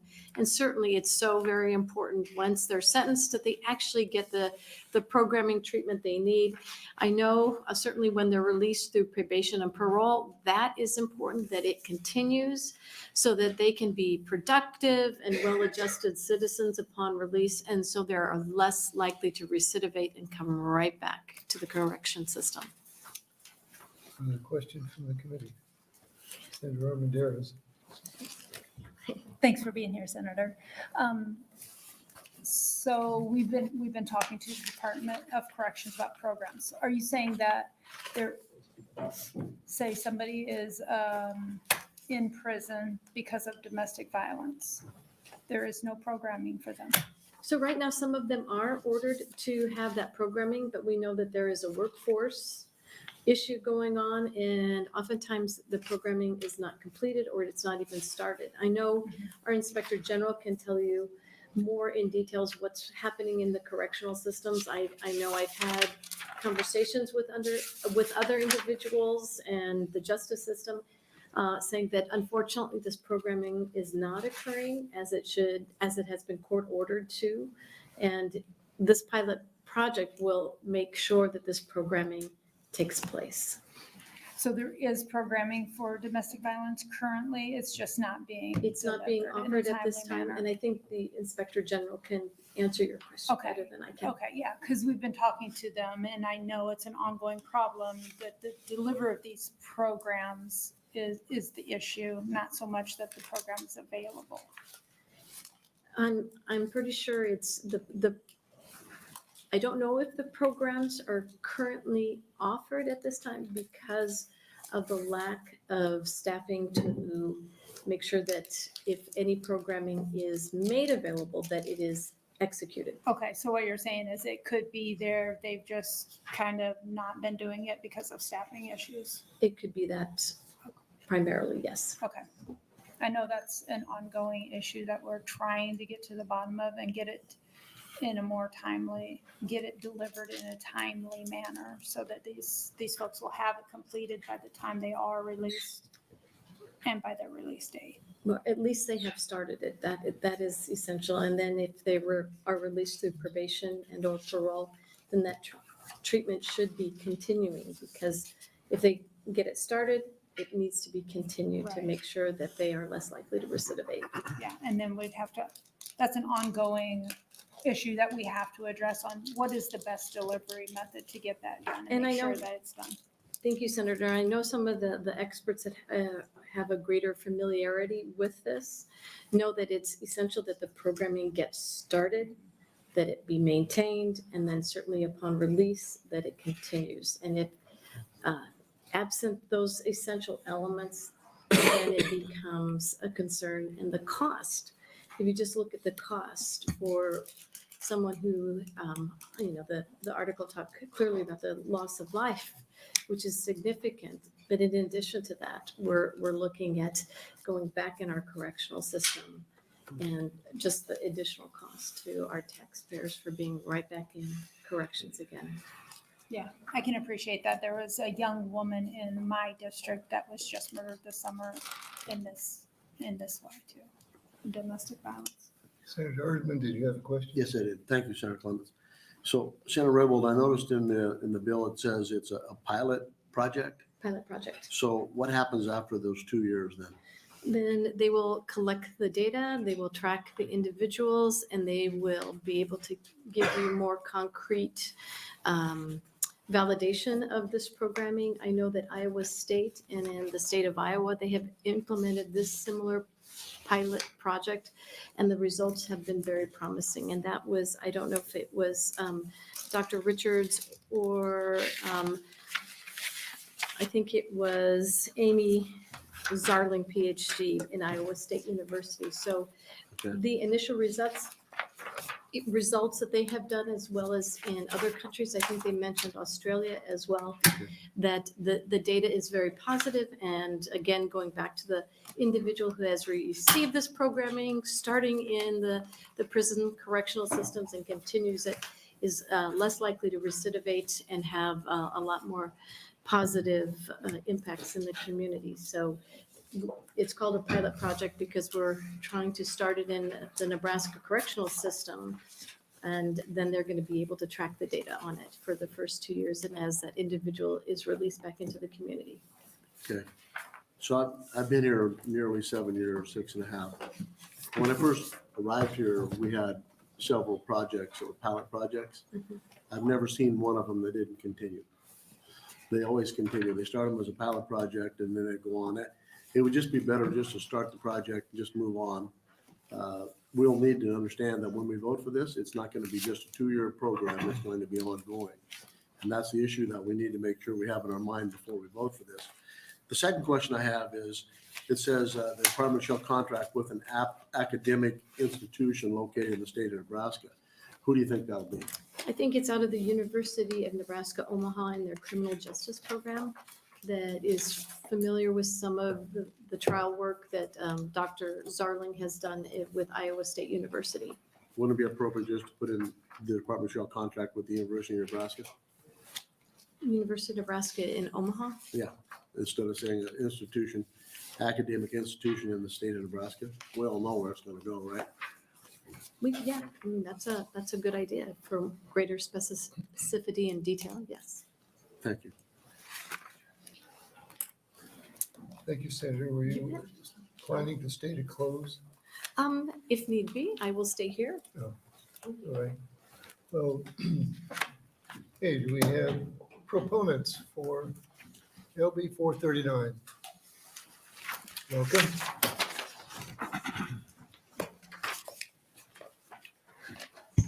Good afternoon again, Senator Clements and members of the Appropriations Committee. My name is Doug Kobernick, spelled Koebernick, and I work for the Legislature as the Inspector General of Corrections. First, I want to thank Senator Raybould for introducing this important piece of public safety legislation and for the points she raised in her opening testimony. She covered a lot of ground, and I'll try not to be repetitive. Since 2019, our office has recommended the reinstatement of the domestic violence program within the Department of Correctional Services. It was actually ended in 2015 upon the decision of Director Frakes at that time. So they do not provide it at this time because that was a choice made by the department. And I can explain that in a little bit. I passed out an excerpt from our 2022 annual report that provides more detail on this, but I think there are a few key reasons why I think this legislation is needed. First, there are at least 500 men in the correction system that have been recommended to receive this program. That's about 10% of the male population. Second, right now, as Senator Raybould shared, they are only able to receive that program should they actually reach the community corrections level of custody. Not everyone can get to that level of custody and get to those two facilities in Lincoln and Omaha. And even if they do get there, they're not guaranteed to receive that program or be offered that program. Plus, when they reach that stage, they actually have opportunities to go into the community. So they might have access to a past victim before they even get the program, or if they get it at all. Third, we are hearing from more individuals that the Board of Parole is choosing not to parole individuals because they have not received this program, which is not assisting with the overcrowding situation. In the past, it seemed like they would go ahead and parole more of these people, and with the expectation that they would either hopefully get the program somewhere out in the community upon release, or that they just weren't getting the program because it wasn't available, so they weren't holding them back. Because I think of that news article that Senator Raybould raised and shared with you in the fall, I think that has impacted the decision-making of the Board of Parole. Fourth, while the past domestic violence program had some issues regarding its effectiveness, it was based on a model that had, we weren't quite sure how well it actually worked. And so there was some justification in ending the program at that time. But as Senator Raybould pointed out, in Iowa now they're doing a different program that's having very positive results. It's being studied as it's being provided. And that's the same intent of this bill, is to do that here in Nebraska. And that way we can get this program that's proving to be more effective in Iowa, try it out here. Senator Urban, you said that the pilot programs usually continue to be ongoing programs. And if it is effective, I would guess that it should continue to be a program going forward. If it's not, I think then they could make that decision like they did in 2015 to end the program and not offer it any longer. I think having it with UNO Center for Justice Research makes a lot of sense because the legislature has funded the program evaluations by the center for the Department of Corrections starting, as I said earlier, in January. And they have the expertise to be able to figure out whether this program is actually working, what are the challenges with this program, anything that we need to do to make sure it is working, or that it's not working as well, too. So I think they're the right place to have that. And I would hope that will increase the effectiveness of this program and maybe give the Board of Parole more confidence when it comes to making decisions on paroling individuals who've had this program recommendation. There's that price tag that comes along with this. I think it's like $175,000 a year, but I think it is a vital public safety issue. And I'd like to thank you for considering this legislation. And before I end it, I would just say too, earlier, I talked about the staffing challenges with providing program within the department. So I'm saying, okay, we have these problems providing programs in the department, so go ahead and fund a new program, which doesn't seem to make a lot of sense. But I know that after the last hearing, the Department of Corrections leadership were meeting with NABHO representatives out in the hallway and talking about ways they could work together. So maybe this is one of those ways that they could work together and provide this program. And so I'm encouraged by that conversation and hope that keeps going. Thank you. Senator Dorn. Thank you, Senator Clemens. Thank you for being here. In your opening thing you handed out, it said Department of Clinicians have recommended domestic violence programming for more than 500 people currently in the state prison system. So why did Director Frakes end this 8 years ago or 7 years ago? And we still have, that's almost 10%, 8 or 9, 10% people. The model that they were providing was called the Duluth model, and where Director Frakes came from in the state of Washington, they had done a study about the effectiveness of the delivery of that program in Washington State, and the study found that it was not as effective as they wanted it to be.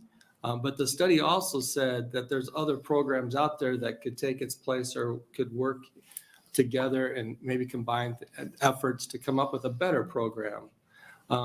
it's my understanding to me, he took that program study and really took it as gospel and decided just to end the program here in Nebraska. I think another reason too was it freed up some of his clinicians to do some other programming, and he wanted to provide more violence programs, things like that. So it was a tough decision for him, but I believe that's why it ended up being ended in 2015. Thank you. Senator Vargas. Thank you very much, Chairman. So is there any programming that's provided now for domestic violence? The only programming that is provided for this would be with somebody hits the community correction centers in Lincoln or Omaha. And it's pretty minimal. It's the same program that they provided in the past as how I see it. It's like a 36-week program, and they would have to take it while they're in the community corrections center setting. And it's not available to a lot of people. I think it's like 12 people in a class at a time. And so a lot of people also, because of their behavior in prison or other things that have gone on, they don't even get to that community corrections center to actually receive the program. And they're usually not at community corrections very long, so they might not even be there the whole time to get that entire program delivered to them. It just dawns on me when you shared the report of all the vacancies that we currently have, and just one staff is like a psychiatrist is $250,000 at one of those levels would fund this pilot project. It's just well, so I don't know if you have any more information. I can wait to ask this of Senator Raybould, but this pilot that's been done in Iowa, what does it entail in terms of staff? I think to your point, programming staff is still an issue. So even if we do a pilot, if we don't have the staff to do it, what's the point? But yeah, I don't know if you could speak to that. No, but I know that we could get you information from Dr. Richards at UNO and the other folks there who have a great deal of knowledge about how it's playing out in Iowa and what their needs are and the resources that are available to them and everything. We can get that for you. Do you have any plans? Like we have an interim director. We will have a permanent director. As part of this being a list of recommendations that we reinstate, a list of recommendations that we bring back up for consideration. I don't know what that process looks like for you, and wanted to give you the opportunity to respond to that. As far as kind of a priority list? Kind of, yeah. I mean, this seems, it just seems crazy to me that we have people that are not getting any treatment programs for years and it's a standard that we're creating for them to be on parole. And eventually they will come back into society and they have gotten very little to no programming and they will reoffend. I think that this is a pretty high priority for our office because we've been looking at it for a number of years and we've talked to a lot of people involved in it, the people who delivered the program in the past at the department, people on the outside of expertise. And then we have these instances within our communities where people have gotten out without that programming and then they get involved in a domestic violence situation and end up murdering somebody. To me, it's a very high priority. And when the new director, whether it's Director Sabak-Ryan or a new director gets appointed, my plan is to meet with them and lay out some of the things that we've identified as high needs or priorities in the past. And I think this would be right there at the top. Well, I appreciate that. And maybe something that I'm realizing, we typically, like transportation and telecommunications comes together when we're talking about Department of Roads. We mix our funding with our policy. We do it with revenue too, but we don't sit together formally with the judiciary to talk about corrections. We do it very reactively, but it's clear we have to do something. If none of this programming is happening, we're never going to be cutting our costs and doing right by public safety. So I appreciate you being here. You're welcome. Thank you, Mr. Kovalik. Any other proponents for LB 439? Seeing none, are there opponents on LB 439?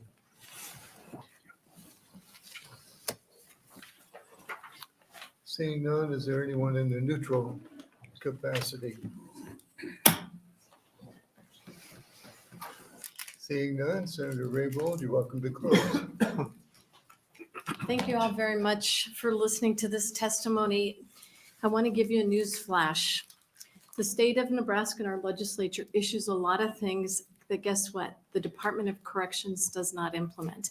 And I'll give you one very close example. Justice Hebekin mentioned, Chief Justice mentioned this in his remarks this morning when it talks about folks that have been sentenced to go to the regional center to either have their competency restored so they can come back to the penitentiary to serve out their sentence, or they get the additional help, mental health they need.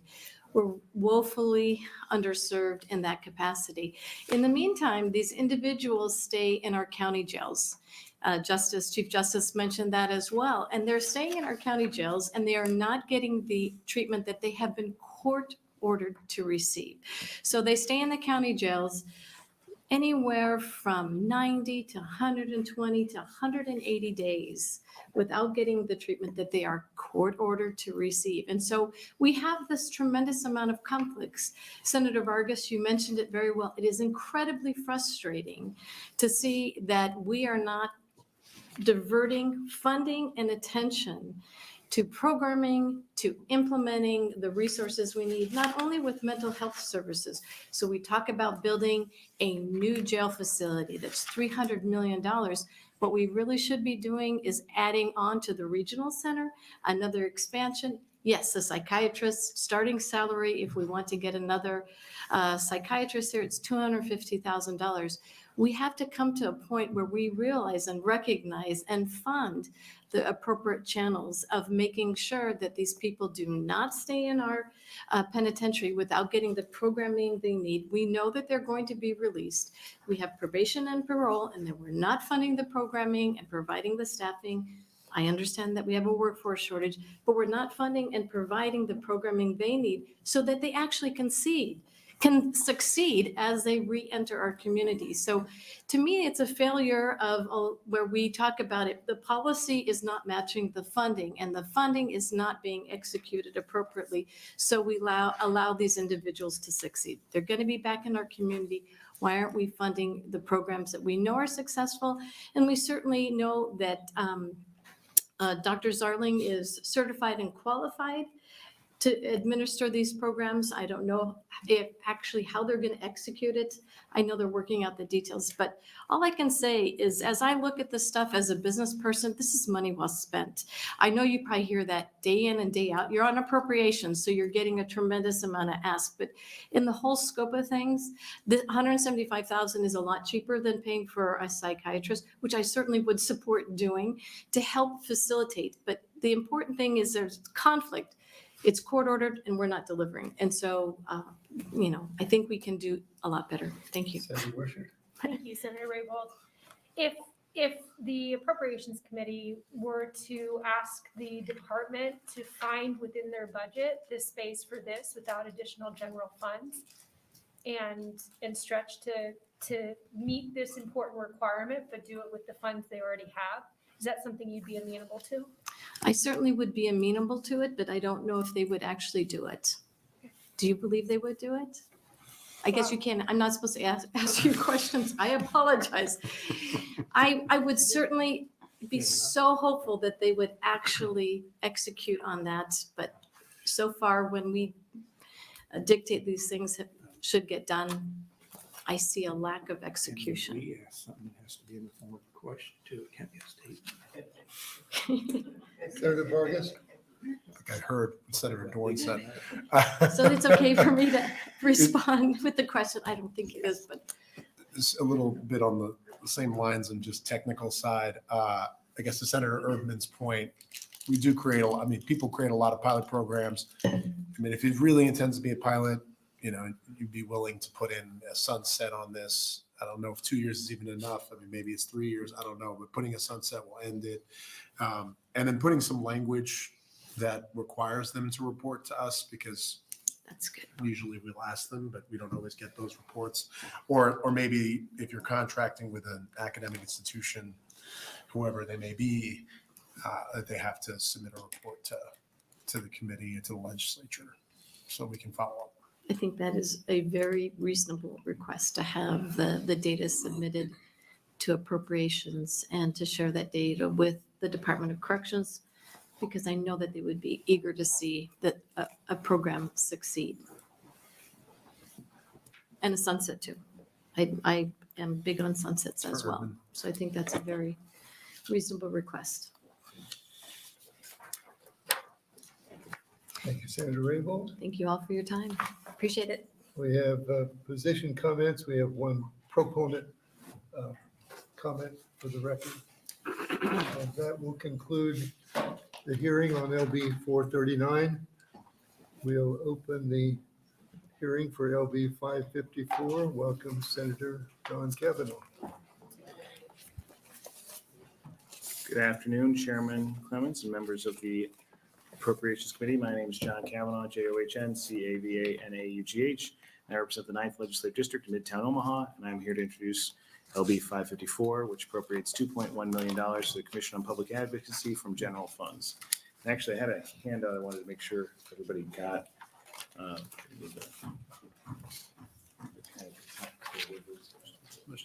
But the handout is a newspaper article from the Lincoln Journal-Star about basically the decreasing number of lawyers available in the rural counties in Nebraska.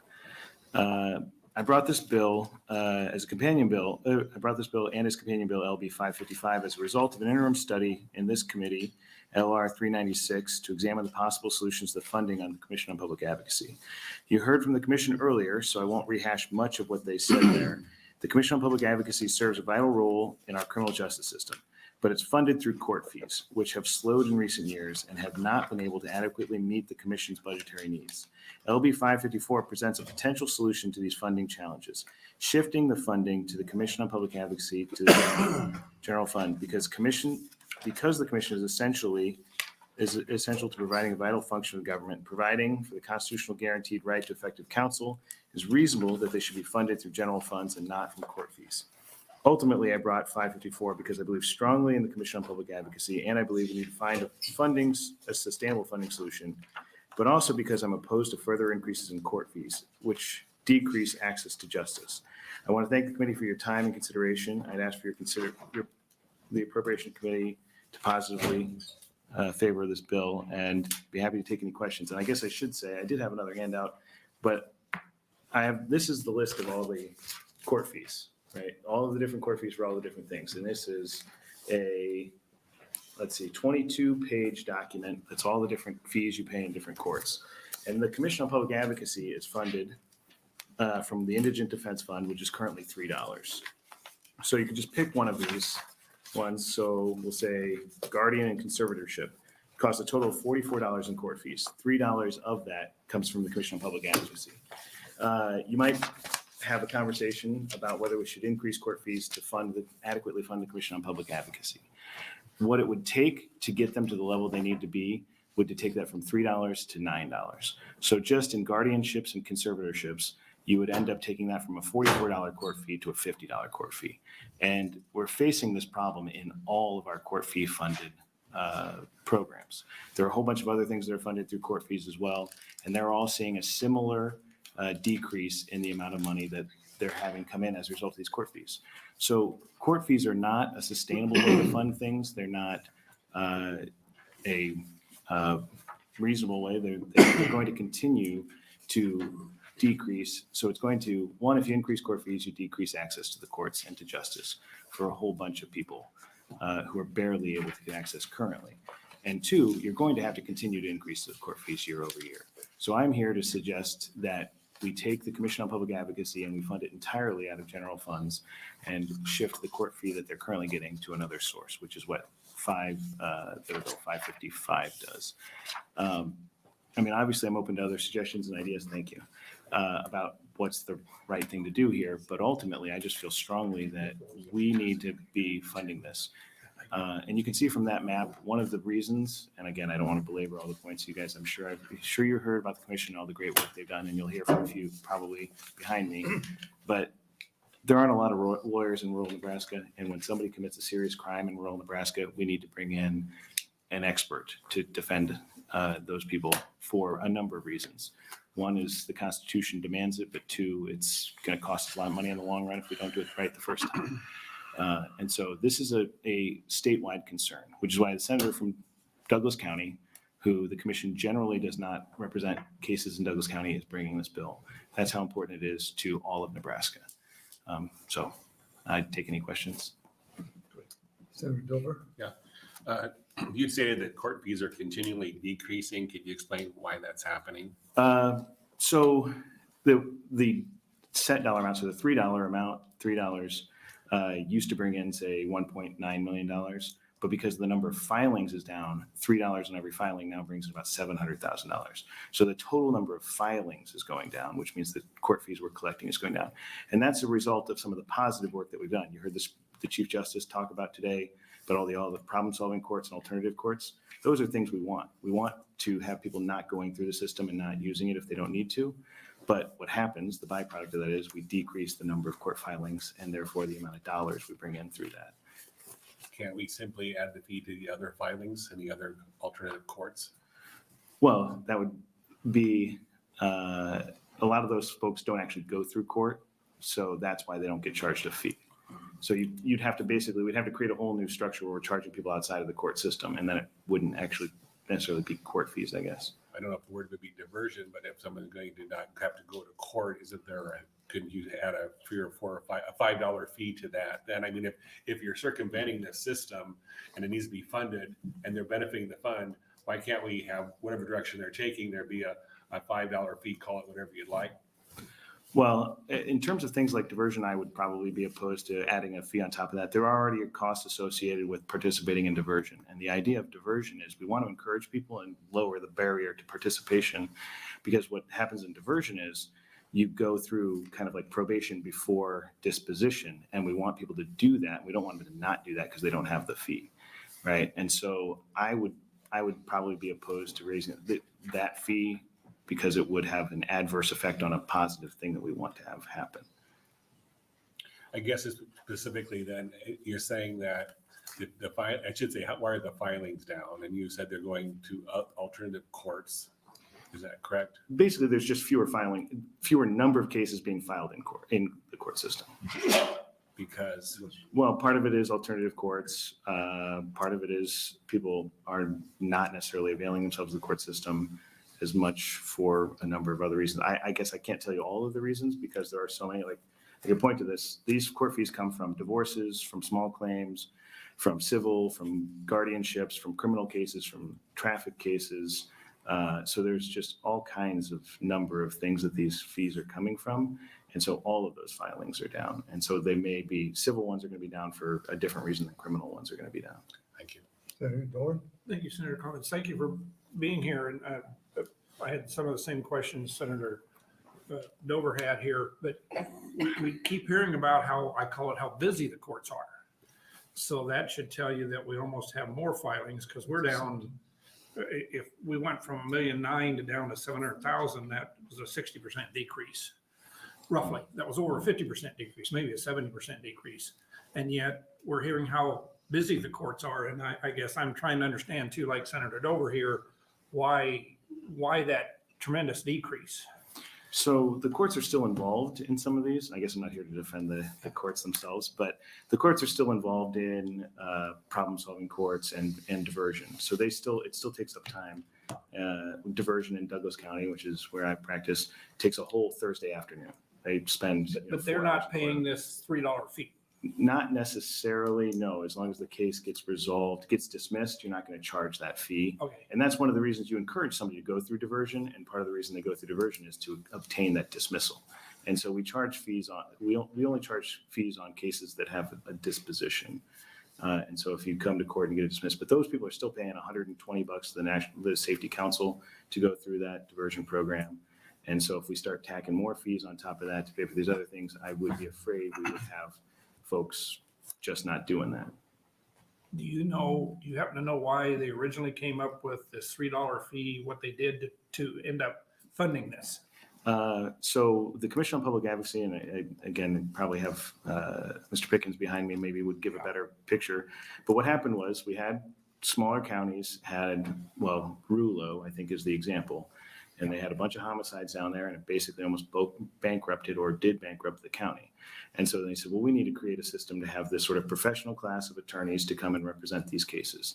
And I know your county's benefited from this a number of times, right? And so then the state paid for it. And that came out of general funds until I think the late 90s, early 2000s when we had a budgetary crunch. And we said, well, let's start giving, let's put it onto court fees to help pay for it. And then I think they've increased the court fees at some point in the past to get it up to the $3 that it is. And, because the court fees are always basically eroding from the moment you start. And so in a previous time of budgetary crunch, we decided that was the way we wanted to fund it. And so I don't think that was right at that time. I think that the commission is something that should be fully funded through the general fund. Probably should have asked that question when the director was up here earlier. So thank you. Thank you for your answer. Senator Erdman? Thank you, Senator Clemens. Thank you, Senator Cavanaugh. So your proposal kind of fits into my motto, reserve the third district. The commission does do a lot of its work in the third district. I heard that earlier. So the question is then, if we do that, then the $3 filing fee will reduce by $3? No, well, it could. So my companion bill that we would move with this bill would move the $3 fee to, it would go to the legal services fee. So that's currently $6.25 fee. And that's a fee that funds things like some of these alternative courts, and it funds like legal aid to get some money out of that. And they are seeing the same problem. That $6.25 is not bringing in the same dollars it used to. And so they are looking for more money. And so that's the proposal with this. Of course, if this committee thought to fund the Commission on Public Advocacy and didn't want to think that was appropriate, there are other things you could do with it. And actually, Senator Armendariz and I talked about this earlier. You could return the $3 to the counties. You could move the $3 to just be into the general fund. And honestly, where I came up with this idea originally was I heard the chair of the Kansas Appropriations Commission or committee at a conference, and he talked about how they had this exact problem with their courts in Kansas.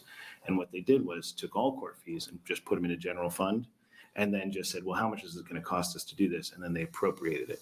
So the amount came into the general fund, but the appropriation was the amount it took to run the courts or whatever the system was. And the benefit to that was they kept having the same situation we have here, which was they were court fee funded and they had to come back every other year or every budgetary cycle and say, how much more do you need on top of what the court fee is that you've got? Because court fees are unreliable. So to alleviate that unreliability, they did it that way, where they put the court fees into the general fund and the general fund obligated whatever this service was they needed. Okay, so in jeopardy of getting a long answer again, I'll ask this next question. So my assumption when you made the presentation was the lower court fees, because you say the filing fees were too much. Yeah. So I assumed that they were going to lower them, but if you did this. So currently there's about 700 and some thousand collected with a $3 fee, and you want to give them 2.1 million. That's 3 times as much as they currently collect. So it makes sense to me to think that even if you did that, you could eliminate that $3 and take some of that 2.1 and give it to the others who are short as well. And then lower the filing fee, because if your goal is lower the filing fee, you haven't done that.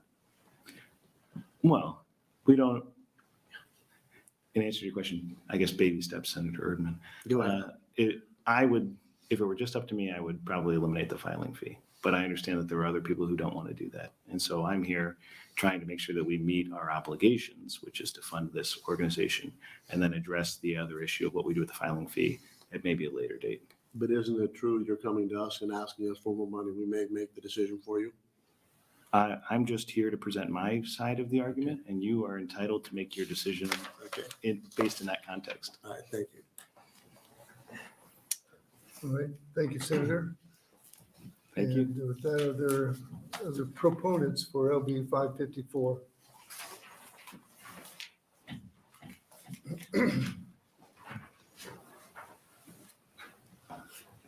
Good afternoon again. Welcome.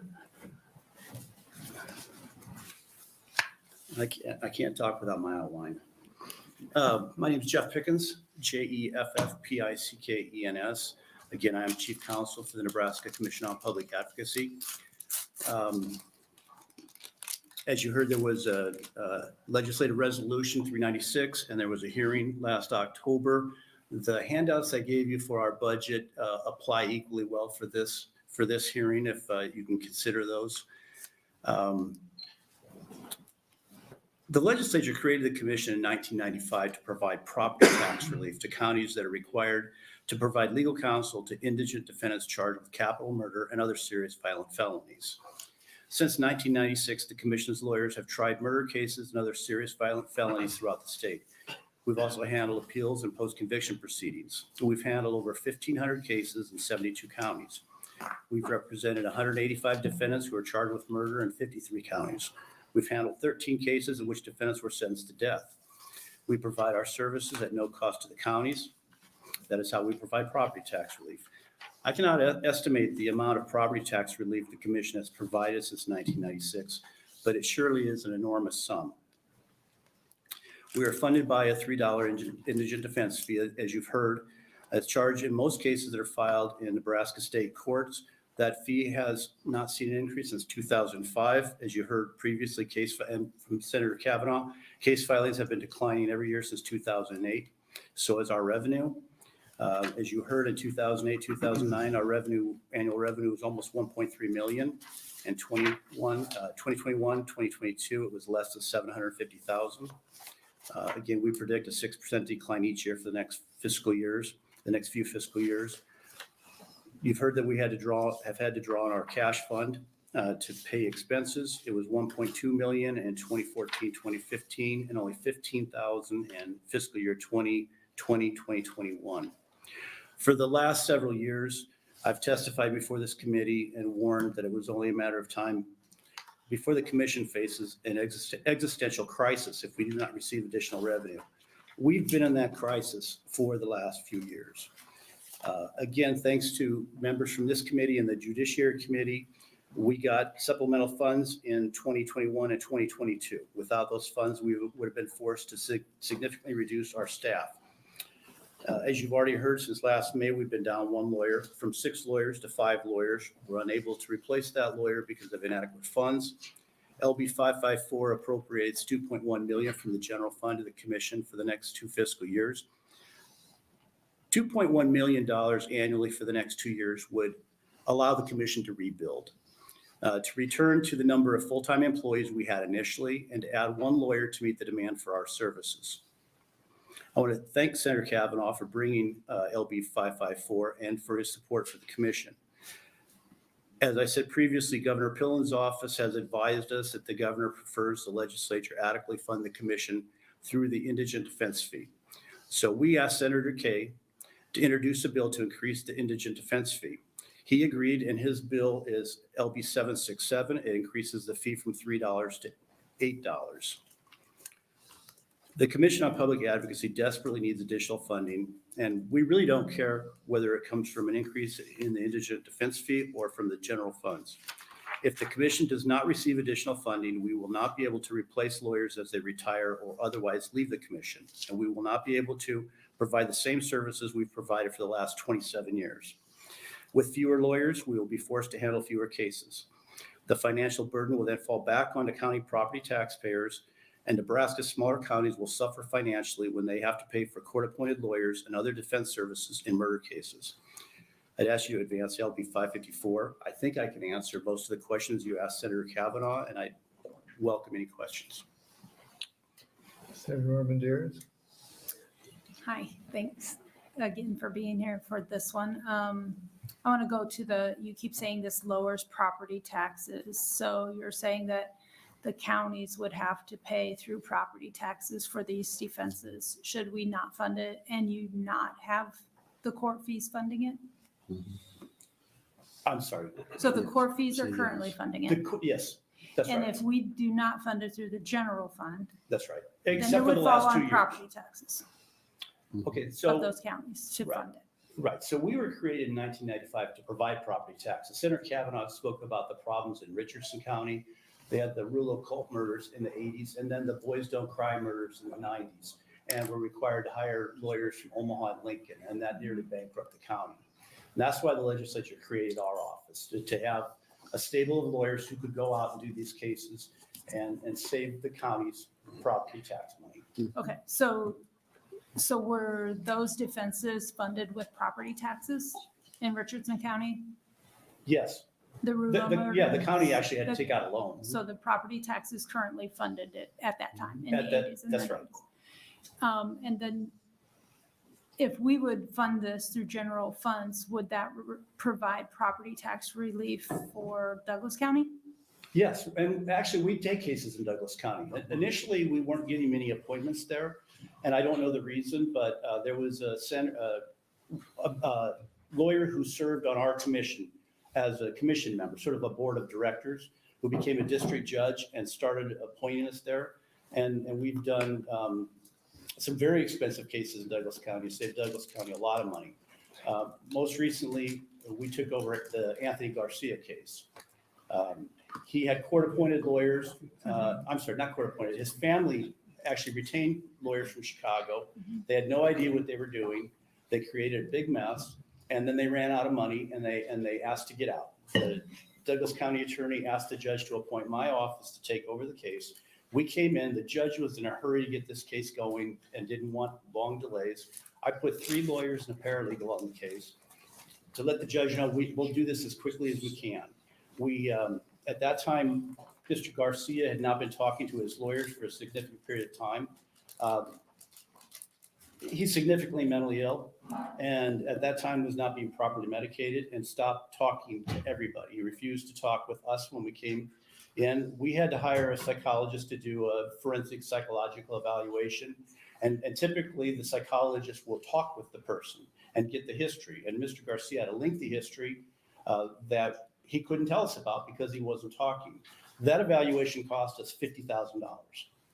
You know, it would have been. And that was funded by the state, That was funded by my office, which is funded by the fees. which is funded by the fees. That's right. So then the $2.1 million from the general fund would be coming from not property taxes, but just another tax. From the general tax, right. But we would still provide our services at no cost to the counties, including Douglas County. Right. You know, But it's not property taxes, it's just another tax that we receive from our taxpayers that would fund it then. Yeah, however that works. Not by the fees then. Right. And now you could fund us with a combination of the fee and general funds. Again, we're not particular how we get the money. We just need the money so we can continue to provide the services that we were created to provide. Okay, I understand. Thanks. Seeing no questions, thank you for your testimony. Next proponent for LB 554.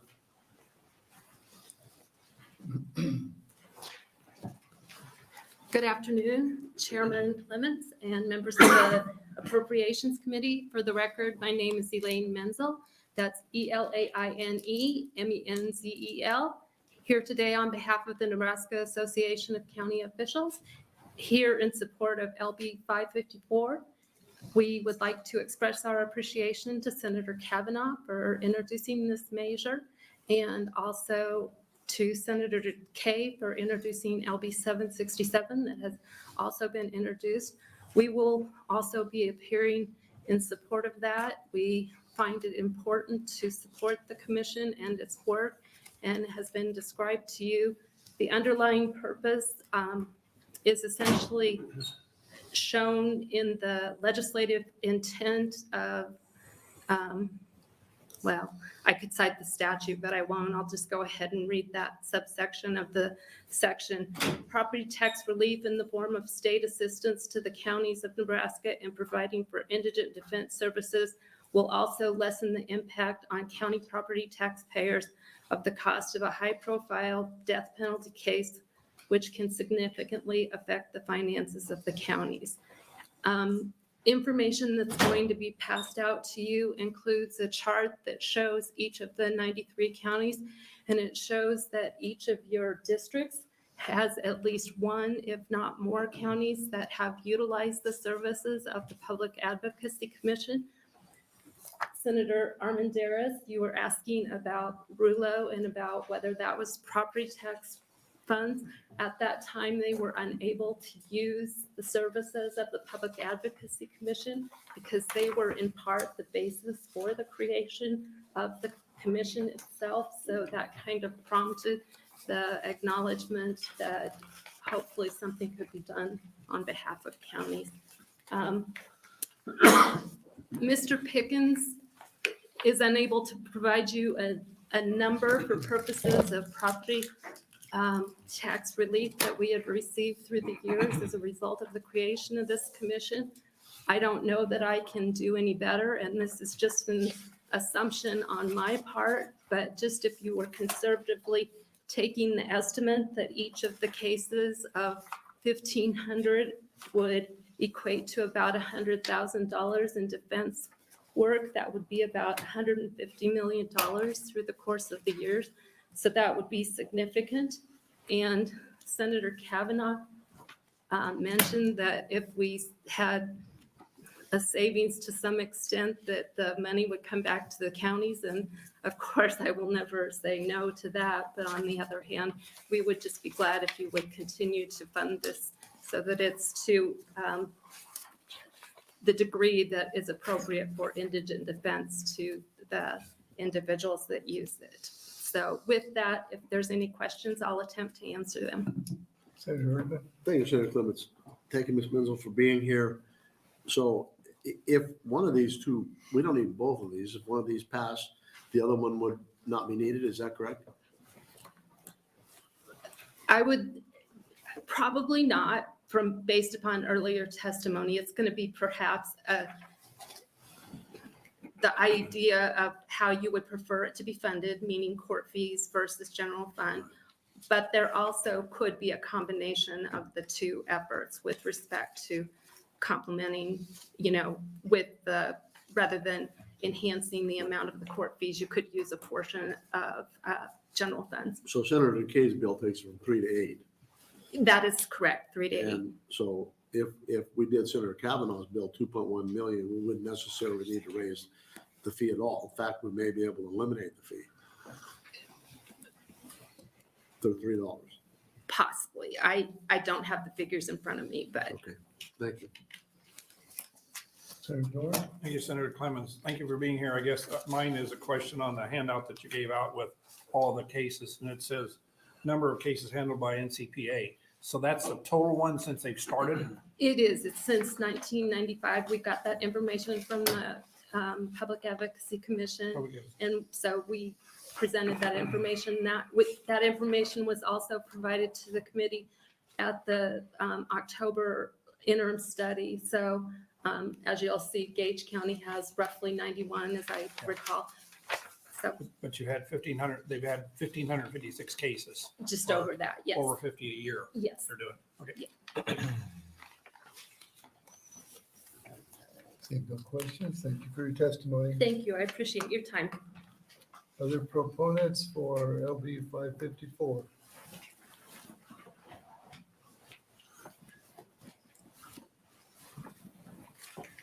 Welcome again. Thank you. Good afternoon. Again, Chair Clements and members of the committee. My name is Spike Eicholt, S-P-I-K-E-E-I-C-K-H-O-L-T. I'm appearing on behalf of the Nebraska Criminal Defense Attorneys Association, so I'm a little bit different capacity this time. I guess next time I appear here, I'm going to 3-hole punch my stuff. So I didn't realize it was an extra step for this committee, but I'll try to remember to do that. The Nebraska Criminal Defense Attorney Association, we're a private membership organization. We have about 370 members statewide, and they include public defenders. They also include private lawyers who do some or all of criminal defense work, and we're really across the state.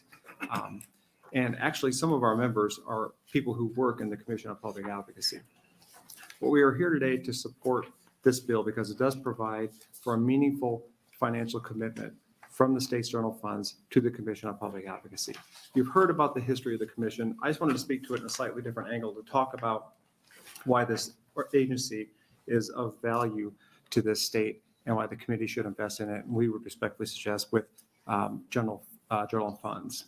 In addition to providing meaningful and free public defender services, and that's really what the commission is. They are a statewide public defender entity, really for the smaller counties that either don't have a full-time public defender or simply don't need it because they don't have the volume of cases to have it. And you heard about the history for why they were created. But another consequence of the Commission on Public Advocacy is it does make to elevate and professionalize the practice of criminal law at the trial level and the appellate level across the state. What I mean by that is, and I've used this firsthand, I do not as much now, but I did practice criminal defense for a while. And I've been appointed on post-conviction cases. I've been appointed on serious homicide cases. And if I'd never done it before, one of the first people I'd reach out to would be Jeff Pickens. I would just ask him, I know you're not involved in it, but I've never done one of these before. What can you tell me? They provide that service free. And as a consequence of them, that elevates the standard of defense and the standard of professionalism in the courts throughout the state. That's important because one thing that the courts will look are, they deal with the death penalty cases and more serious cases. When you're looking at the trial practice, when you're looking at the appellate record, when you look at those and the courts analyze those things for errors and appeals, these are not the kind of cases that you want to try to do it on the cheap, to have a lawyer do these cases for the first time and have the lawyer make mistakes, because what that will simply do is it will produce reversals. It will produce acquittals. It'll produce retrials. And those things are going to cost counties and the state so much more, not only in dollars and cents, but in the public's confidence in the court system. What you want to have is you want to have it done right. So there's finality for victims, for there's integrity in the process. And that's what the Commission on Public Advocacy does, in addition to tremendous cost savings for the counties that you've already heard when they do have these serious cases.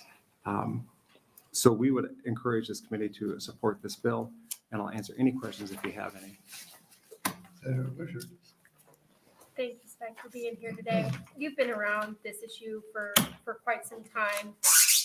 Regardless of whether we decide general funds or a fee increase, what's the likelihood of a legislation that increases fees passing through this legislature? In the past, it's been a challenge. In the past, it's been a challenge, and I can't speak to the likelihood of Senator Takei's bill passing. I mean, at first glance, it's kind of a tempting solution. Oh, let's just charge a fee. And I think some people kind of in their head kind of consider, well, if you don't want to pay a court fee, then don't break the law. But it's more basic than that. It's a user fee to use the court system. In other words, the $3 applies to traffic cases, criminal cases, but it also applies to divorce cases, guardianship cases. Anytime you use the court system, you pay it. As I think somebody alluded before, we've done some reforms, at least since you've been here, that have actually sort of made the court system less congested and provided for alternatives, not just on the criminal side, but on things like mediation, alternative dispute resolution, things that don't use the court system. And I would submit that that's kind of right. That's one of the perhaps better things we've got going for our court system right now, right? That we're not sort of overly litigious. If you increase the fees because the filings are down, and the filings continue to go down, then you got to increase the fees even more, right? So it's just kind of a circular, I don't know what the metaphor would be, like a circular spiral down. I don't know what the likelihood of that would be. I would respectfully suggest the $2 million is not that much for even some of the things you've heard today from agency requests. It's a meaningful investment. The reason the fees I would submit were set in 2005, I was working here as a staff person because that was a time of budget shortfall. And that was really the only way, because that time there was a fee that I think it's like $1.50 or something like that the commission got per case, along with some general funds mixed, and also some contribution from the counties as well. So the counties didn't necessarily get a free service. They had to pay a portion of the defense. But the solution, if you will, in 2005, if I remember right, was to increase the fee and have it free for the counties. Okay, let me ask it one other way. You followed this issue before. Right. Has there been an attempt to increase fees from your experience in the legislature that has failed? Yes, multiple times. Thank you. That was probably the one answer you wanted, actually, sorry. Thank you, Mr. Eichel. Thank you for your testimony. Thank you. And are there other proponents for LB 554?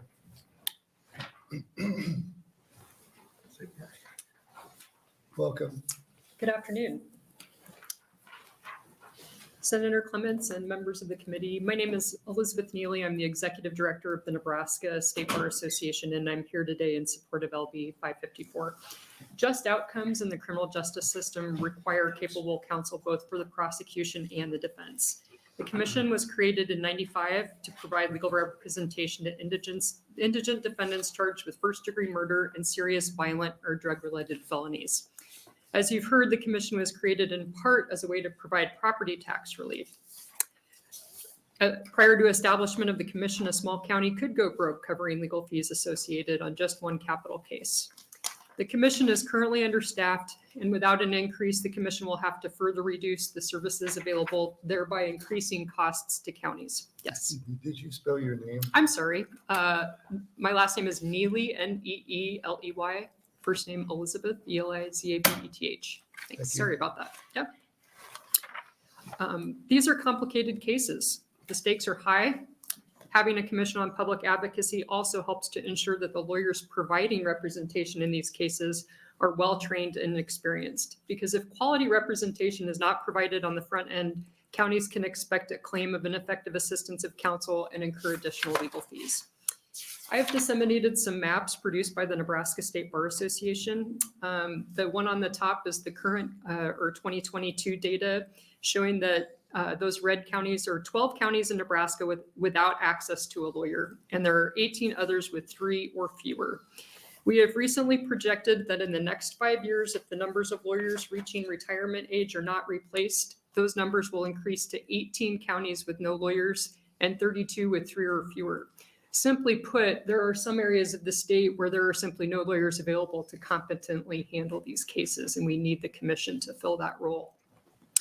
Commission is currently funded from court filings. As you've heard, over the years, they've been asked to take on additional functions, but without any additional funding. And court filings have been decreasing for a variety of reasons, and this trend is expected to continue. To stabilize funding for this important state agency, funding must be increased, whether you do that through a general fund appropriation, a filing fee, or a combination. We support whatever approach you think is best, and we thank you for your support of LB 554. Happy to answer any questions. Seeing none, thank you for your testimony. Are there any other proponents for LB 554? Are there opponents for LB 554? Anyone in the neutral capacity? Seeing none, Senator Cavanaugh, you're welcome to close.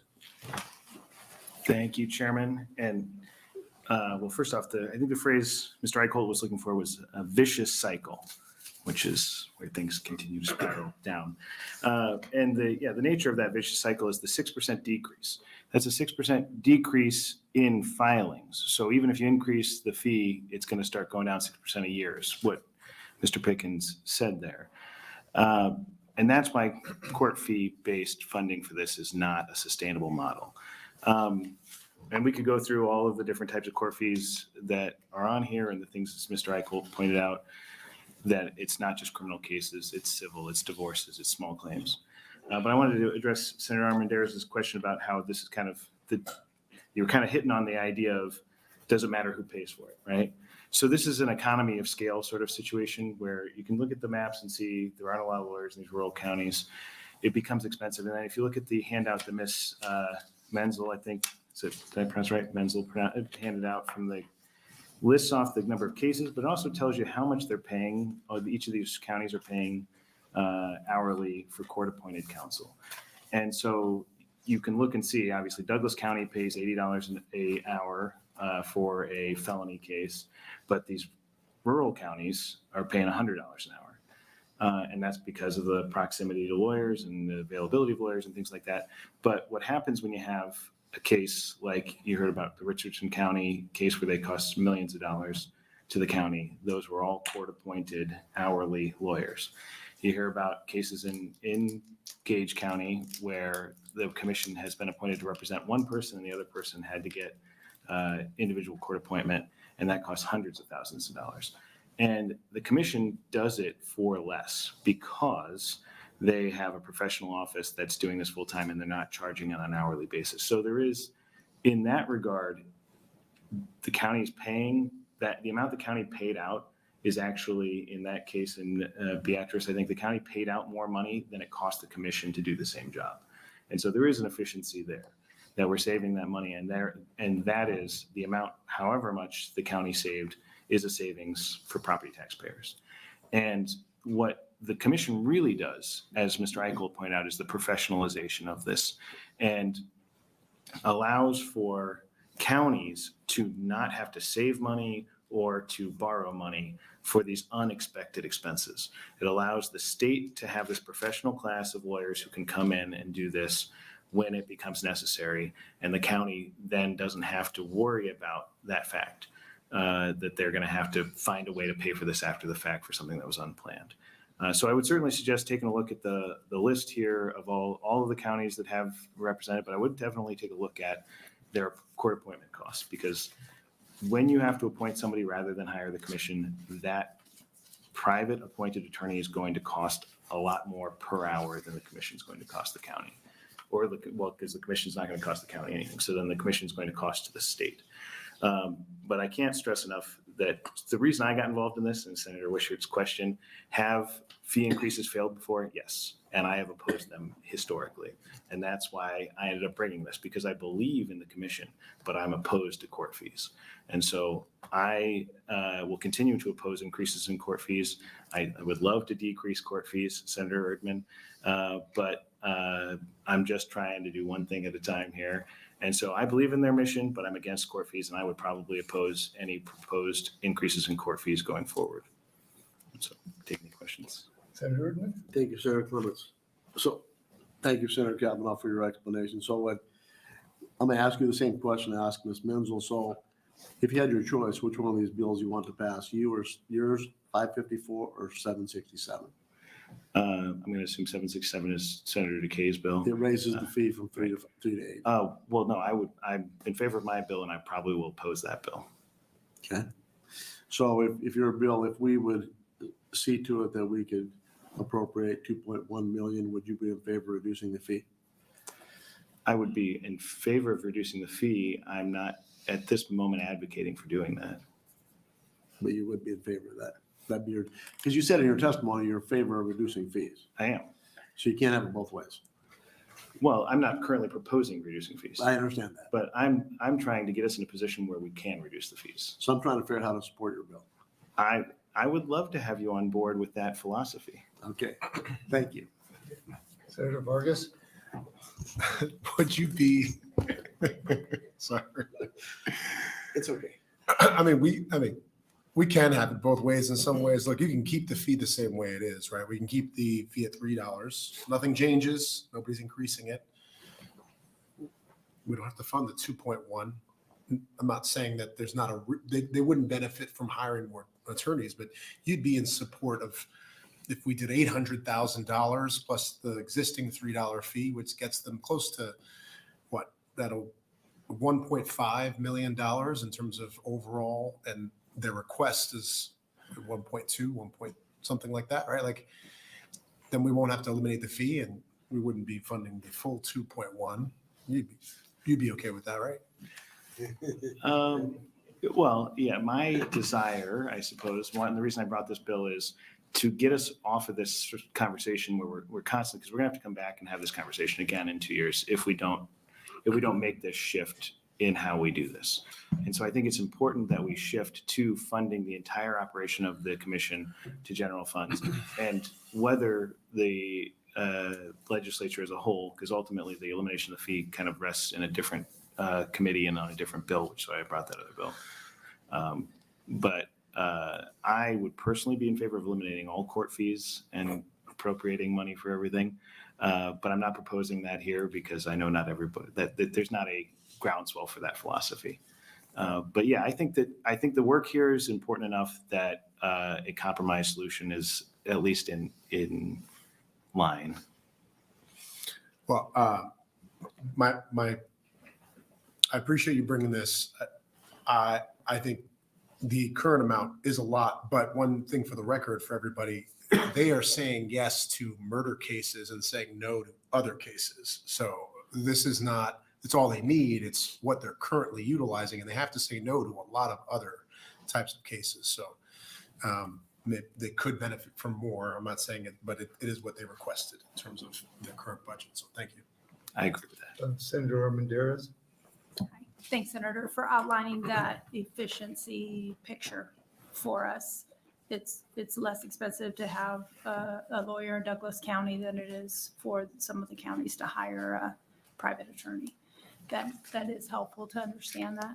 I guess my point to make was, we keep saying this is property tax relief, but it's really still a tax. It's still a tax on the constituents in Nebraska.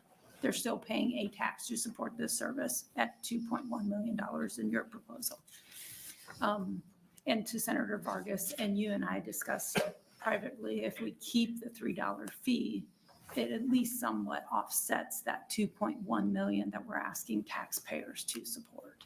So it might be a little bit better to swallow, I think, for the taxpayers to know that the people participating in the court system are still funding it somewhat. If the cases are going down and they can't fully fund it, and we have to make up the difference, maybe we understand that as a state, but still participating to help fund it as best we can might be a good balance, I think, for everybody. Okay, respond. I agree with And you. I'm sorry, Yeah. I didn't No, ask the and question, but you definitely. can certainly respond.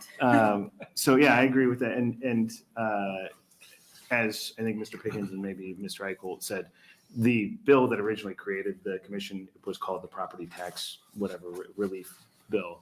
And it's a property tax relief in the sense, I mean, you're 100% right.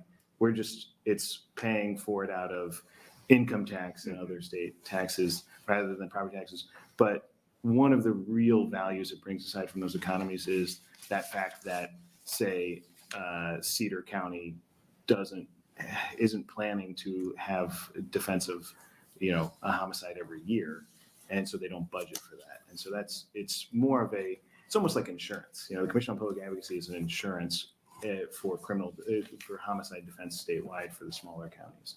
And so it's, of course, it's a shift from property tax to income tax, but we're kind of talking about doing that a lot of places in the state, I suppose. Yeah, I just wanted to make that clear to everybody watching and listening that it's still taxpayer funded. Yes, No matter you are correct. what it's this. Yeah. All right, thank you for your testimony. Thank you. And regarding LB 554, we have 7 proponent position comments for the record. That concludes the hearing on LB 554. We'll now open the hearing for LB 660. Senator Ibach. Yes.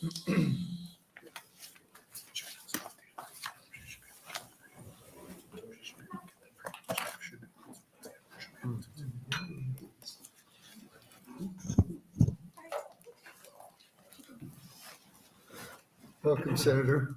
Thank you very much. Good afternoon, Chairman Clements and members of the Appropriations Committee. My name is Teresa Ibach, T-E-R-E-S-A-I-B-A-C-H, and I represent Legislative District Number 44. Today, I am here to offer for your consideration LB 660. LB 660 was introduced at the request of the Nebraska State Bar Association and the attorneys working on efforts to increase the number of lawyers choosing to practice their profession in rural Nebraska communities. LB 660 is a simple bill that merely seeks to continue funding for the Rural Practice Loan Repayment Assistance Program at an amount of $150,000 per year. This would continue the ongoing funds for the program that has been in place for at least the last 2 budget cycles. As you will hear, the Rural Practice Loan Repayment Assistance Program is a program aimed at ensuring students who graduate from law school with sometimes considerable debt are provided an opportunity and incentive to locate in rural Nebraska. As a representative of the Bar Association who will follow me, will explain the trend in the numbers and location of attorneys in Nebraska's rural communities Nebraska's rural counties are concerning, and if left unchecked, may result in rural Nebraskans finding it difficult to access and utilize Nebraska courts. LB 660 was introduced prior to the release of the governor's budget, when advocates for the repayment assistance program were unsure whether the administration would recommend continuing the funding without the need for a separate piece of legislation. Upon Governor Pillen's release of his proposed budget, it became clear that the funding contemplated in LB 660 has been included in the governor's budget bill, LB 814. As a result, I'm here with stakeholders to urge you to simply approve the governor's proposal with respect to the program and continue its funding for the biennium at the amount of $150,000. I'm happy to answer any questions about the history of the program or its success so far, but I do know that there are others planning to testify who have direct knowledge and experience of the history and the impact. Thank you. And I may lose my voice. Seeing no questions, we will invite proponent testimony. Thank you.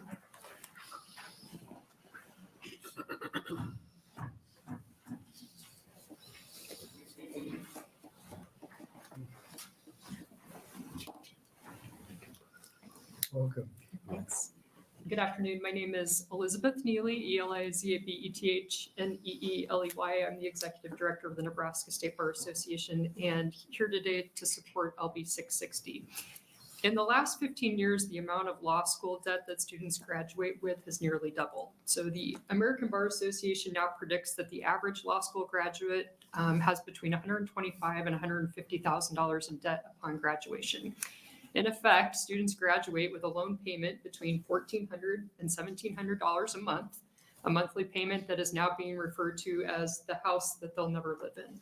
This major increase in student loan debt hinders civil legal nonprofits like Legal Aid of Nebraska and rural Nebraska's ability to attract lawyers to work in their communities. New lawyers are pressed to look instead for jobs in cities that have the possibility of higher pay. I distributed some maps earlier with the distribution of lawyers across the state and the lack of lawyers in certain areas, especially our rural areas. The Bar Association has established a rural practice initiative in 2013 to encourage new graduates to consider locating in rural communities. For example, last Friday, we hosted a rural practice interview event with 22 law firms in rural Nebraska that we're currently hiring.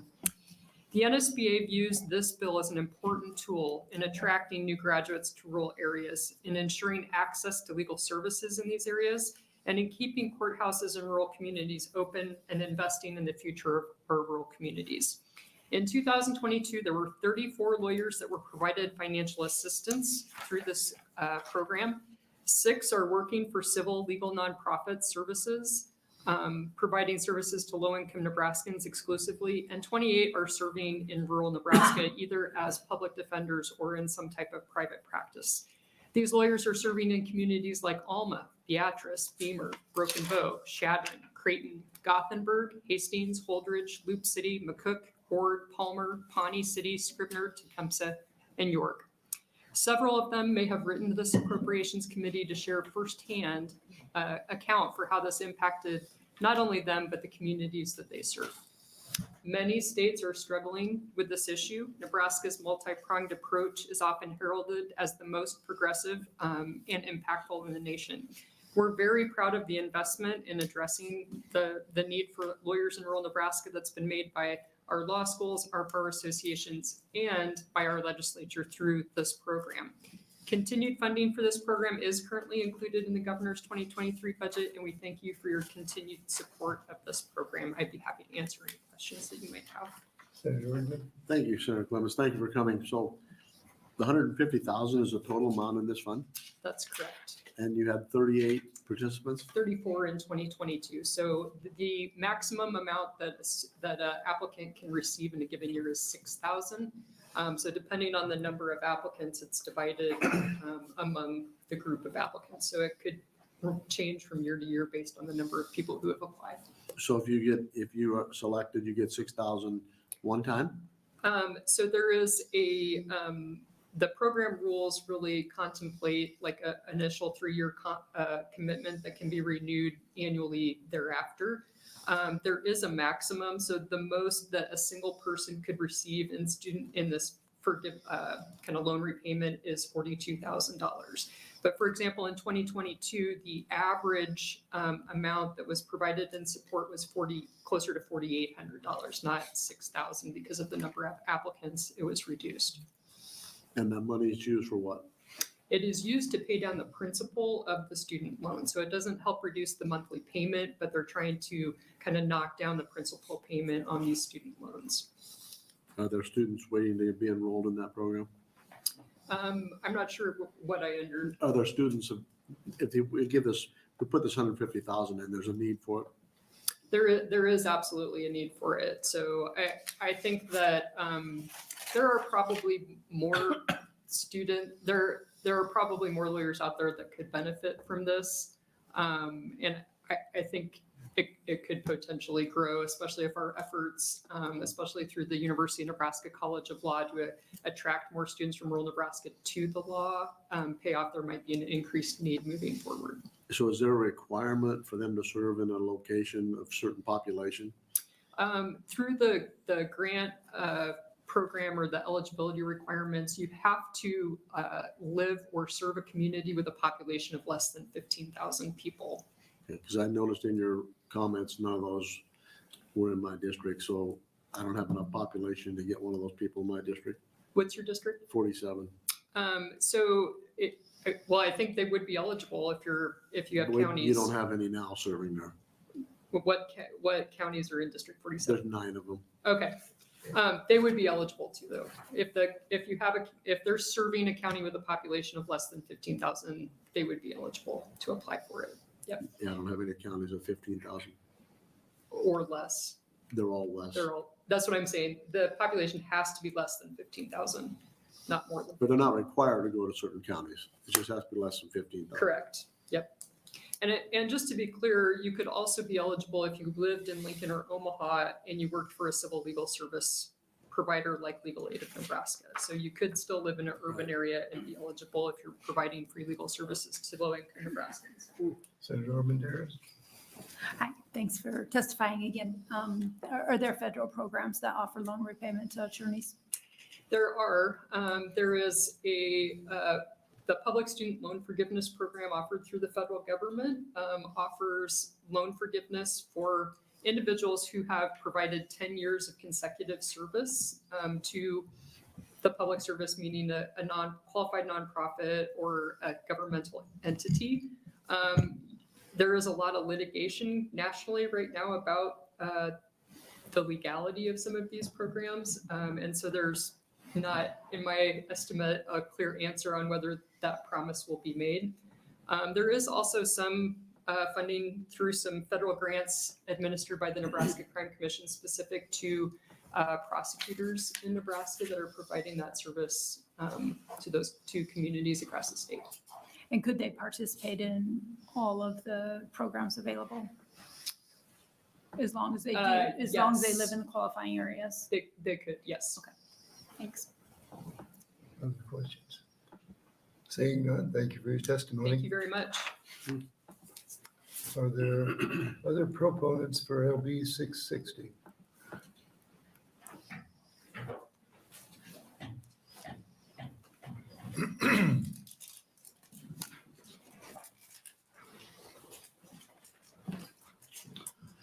Welcome.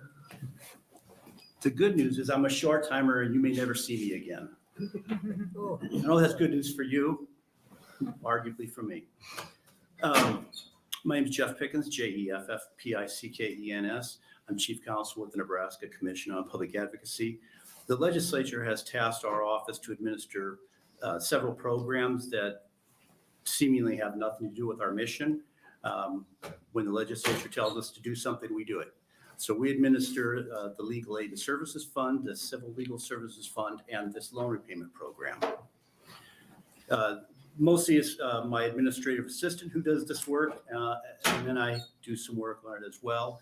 Our Board of Commissioners determine eligibility of applicants and the amount to award recipients after consultation with the Program's Advisory Board. Our Board of Commissioners meet on the first Saturday in December, and among other things, award loan repayment assistance to qualified recipients. The program was created in 2008 to provide repayment assistance to lawyers who provide public legal services to low-income people, but that program was not funded. In 2014, the program was amended to also provide repayment assistance to lawyers who provide services in rural counties populated with less than 15,000 people. In 2014, $500,000 was transferred to the fund and $150,000 was appropriated for fiscal year 2014-2015, and then again in fiscal year 2015-2016. By statute, annual awards cannot exceed $6,000 per recipient, and the total amount a recipient can receive is $42,000. We have some folks who have been in this program for a while, and the highest total amount of assistance to one recipient thus far is just under $30,000. In 2014, we provided 29 recipients, each $4,685 in loan repayment assistance. And we have provided loan repayment assistance every year since then, except for in fiscal year 2017, 2018. At that time, money was appropriated into the fund too late for us to go through the process to award money. That money stayed in the fund, and then the following year, another, I think, $150,000 was transferred into the fund. And in fiscal year 2018, 2019, 40 recipients each got the maximum of $6,000. The program has provided $1,121,365 in assistance to date. The commission does not use any money from this program to cover our expenses. Same with the other programs we administer. None of that money goes to our operations. Thank you for your support for this program, and I would welcome any questions. Senator Erdman. Thank you, Senator Clements. Thank you again for being here. So I noticed it's a 3-year commitment. What happens if they leave before the 3 years is up? They have to pay it back. Everything or just what? Everything. Right. And it happens. Oh. Yeah, and with the rural programs, sometimes recipients will move to Omaha or Lincoln for a seemingly better paying job, and we do require them to pay the money back, and they do pay it back. With interest or just? No interest, no. And we let them pay that installments usually. Okay, thank you. Thank you, Mr. Pickens. Thank you. Are there any other proponents for LB 660?